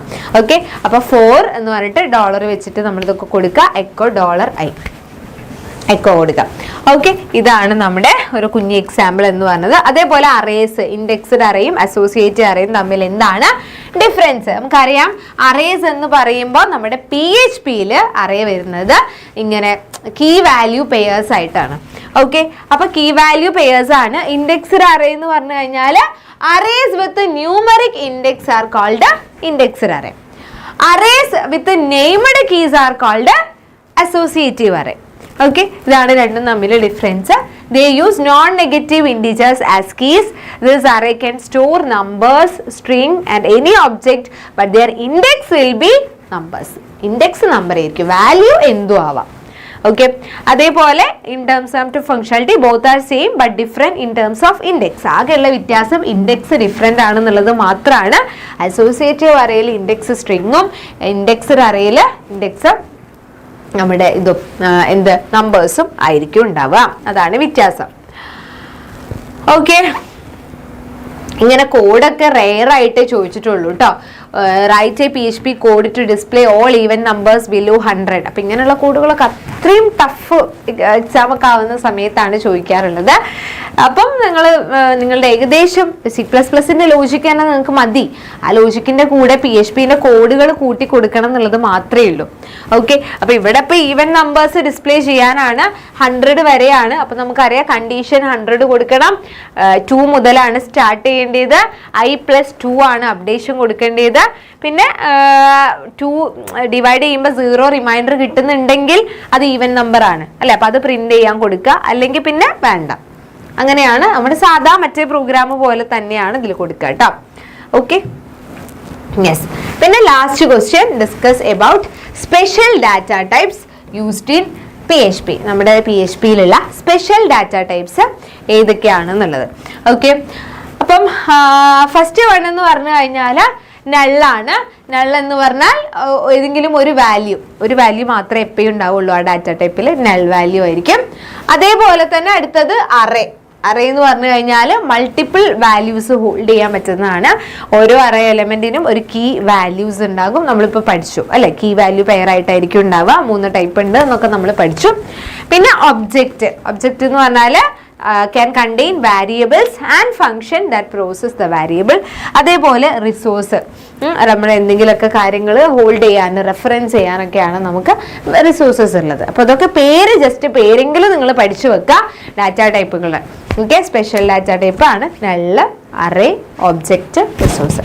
അപ്പോൾ PHP ബാക്കി ചാപ്റ്റേഴ്സിനേക്കാളും കുറവ് ഇമ്പോർട്ടൻസ് കൊടുത്താൽ മതി. ബാക്കി ചാപ്റ്റേഴ്സ് ഒക്കെ പഠിച്ചിട്ട് നിങ്ങൾ PHP പഠിച്ചാൽ മതി. അവിടെ സ്കീം ഓഫ് വർക്കിൽ PHP ഫുൾ ഇല്ല എന്നുള്ള രീതിയിലാണുള്ളത്. ഓക്കെ, അപ്പോൾ അതുകൊണ്ട് നിങ്ങൾ PHP എന്നുള്ളതിന് ചാപ്റ്ററിന് ബാക്കി ചാപ്റ്റേഴ്സിനൊക്കെ കൂടുതൽ ഇമ്പോർട്ടൻസ് കൊടുക്കട്ടെ. അല്ലാതെ PHP കുറേ പഠിക്കാനുള്ളതുകൊണ്ട് അതിൽ കുറേ നേരം ഇരുന്ന് സമയം കളയരുത്. Okay, yes. അപ്പോൾ നമ്മുടെ എല്ലാ ചാപ്റ്റേഴ്സും ഇവിടെ പറഞ്ഞിട്ടുണ്ട്, എല്ലാ ചാപ്റ്റേഴ്സും നമ്മൾ ഡിസ്കസ് ചെയ്തിട്ടുണ്ട്. ഓക്കെ മക്കളെ, യെസ്. Okay, yes. അപ്പം എല്ലാവരും എന്ത് ചെയ്യുക, നമ്മുടെ ഈ ചാപ്റ്റേഴ്സ് ഒക്കെ അടിപൊളിയായിട്ട് പഠിക്കാം. നാളത്തെ എക്സാം നന്നായിട്ട് ഉഷാറായിട്ട് എഴുതുക കേട്ടോ. എങ്ങനെയുണ്ട്? മീൻസ് ഇപ്പം നിങ്ങൾക്ക് എന്താ തോന്നുന്നത്? ഫുൾ കിളി പോയ അവസ്ഥയാണോ ഇപ്പോഴും? അല്ലല്ലോ, കുറേ കാര്യങ്ങൾ നമുക്ക് പറയില്ലേ അല്ലേ? ചില ചാപ്റ്റേഴ്സ് ഒക്കെ ഒന്നും പഠിച്ചില്ലെങ്കിലും ഈ ക്വസ്റ്റ്യൻസ് പഠിച്ചു പോവാം. ഓക്കെ, ഈ ക്വസ്റ്റ്യൻസ് ഒന്നും ഒരിക്കലും നിങ്ങൾ മിസ് ചെയ്യരുത്. മിസ് ഇമ്പോർട്ടൻ്റ് എന്ന് പറഞ്ഞ ഭാഗങ്ങളൊന്നും ഒരിക്കലും നിങ്ങൾ സ്കിപ്പ് ചെയ്യരുത്. Okay, yes. റെഡി ആണോ? സെറ്റ് അല്ലേ മക്കളെ? ഓക്കെ അല്ലേ? യെസ്. ഓക്കെ ആണെങ്കിൽ ഫുൾ സെറ്റ് ആണെങ്കിൽ കുറച്ച് ഫയർ ഇമോജീസ് മിസ്സിന് ഇട്ട് തരുമോ? അങ്ങനെയാണെങ്കിൽ നമുക്ക് നമ്മുടെ ക്ലാസ് വൈൻഡപ്പ് ചെയ്യാം. നമ്മുടെ കംപ്ലീറ്റ് കാര്യങ്ങൾ നമ്മൾ പറഞ്ഞു കഴിഞ്ഞു. ഇനിയുള്ള സമയം നിങ്ങൾക്ക് പഠിക്കാനുള്ള സമയമാണ്. അപ്പോൾ ഫുൾ നിങ്ങൾ സെറ്റാക്കി, നിങ്ങളുടെ കയ്യിലാണ് ഇനിയുള്ള ഭാഗം. മിസ്സിന്റെ ഭാഗം മിസ് ഫുൾ ക്ലിയർ ആക്കി തന്നിട്ടുണ്ട്. നിങ്ങളുടെ ഭാഗം നിങ്ങളുടെ കയ്യിലാണുള്ളത്. അപ്പോൾ അത് അടിപൊളിയായിട്ട് നിങ്ങൾ എന്ത് ചെയ്യാം കേട്ടോ. ഓക്കെ, ഫയർ ഇമോജീസ് ഒക്കെ പോന്നോട്ടെ നമ്മുടെ ചാറ്റ് ബോക്സ് നിറയെ. Yes, okay okay okay okay മക്കളെ. ഓക്കെ യെസ്, അപ്പൊ എല്ലാവർക്കും മിസ്സിന്റെ വക ഒരു ബെസ്റ്റ് ഓഫ് ലക്ക് പറയാണ്. നന്നായിട്ട് അടിപൊളിയായിട്ട് നിങ്ങൾ പഠിക്കുക. നമുക്ക് ഏറ്റവും എന്താ പറയാ, ഇത്രയും ദിവസം അല്ലെ, ഇതുവരെ ആർക്കും കിട്ടാത്ത രീതിയിൽ നിങ്ങൾക്ക് ഒരുപാട് ദിവസം നിങ്ങൾക്ക് പഠിക്കാൻ വേണ്ടി കിട്ടിയിട്ടുണ്ട്. അപ്പൊ അതുകൊണ്ട് തന്നെ ആ സമയം നന്നായിട്ട് യൂസ് ചെയ്യുക, അടിപൊളിയായിട്ട് പഠിക്കുക. എക്സാം എങ്ങനെ ഉണ്ടായിരുന്നു എന്നുള്ള കാര്യങ്ങളൊക്കെ വന്നിട്ട് പറയാം കേട്ടോ. ഓക്കെ, ഇതാണ് മിസ്സിന്റെ ID. ഓക്കെ, ഇൻസ്റ്റയിൽ മിസ്സിനെ അറിയാത്തവർക്ക് എങ്ങനെ ഉണ്ടായിരുന്നു എക്സാം എന്നുള്ള കാര്യങ്ങളൊക്കെ ഒന്ന് വന്നിട്ട് പറയാം. ഓക്കെ യെസ്, അപ്പൊ എല്ലാവർക്കും ഒരിക്കൽ കൂടി മിസ്സിന്റെ വക ഒരു ബെസ്റ്റ് ഓഫ് ലക്ക് പറയാണ്. ഓക്കെ മക്കളെ, അപ്പൊ ബൈ. എല്ലാവരും ഇനി കിടന്നൊന്നും ഉറങ്ങരുത്, എന്ത് ചെയ്യാ, ഇരുന്ന് പഠിക്കുക കേട്ടോ. ഉള്ള സമയം, ഇനിയുള്ള സമയം, ഇനിയെങ്കിലും ഇത്രയും ദിവസം 10 ദിവസങ്ങൾ വെറുതെ കളഞ്ഞാലും കുഴപ്പമില്ല. ഇനിയുള്ള ഈ സമയം നല്ല രീതിയിൽ യൂസ് ചെയ്യുക, നല്ല മാർക്ക് വാങ്ങുക.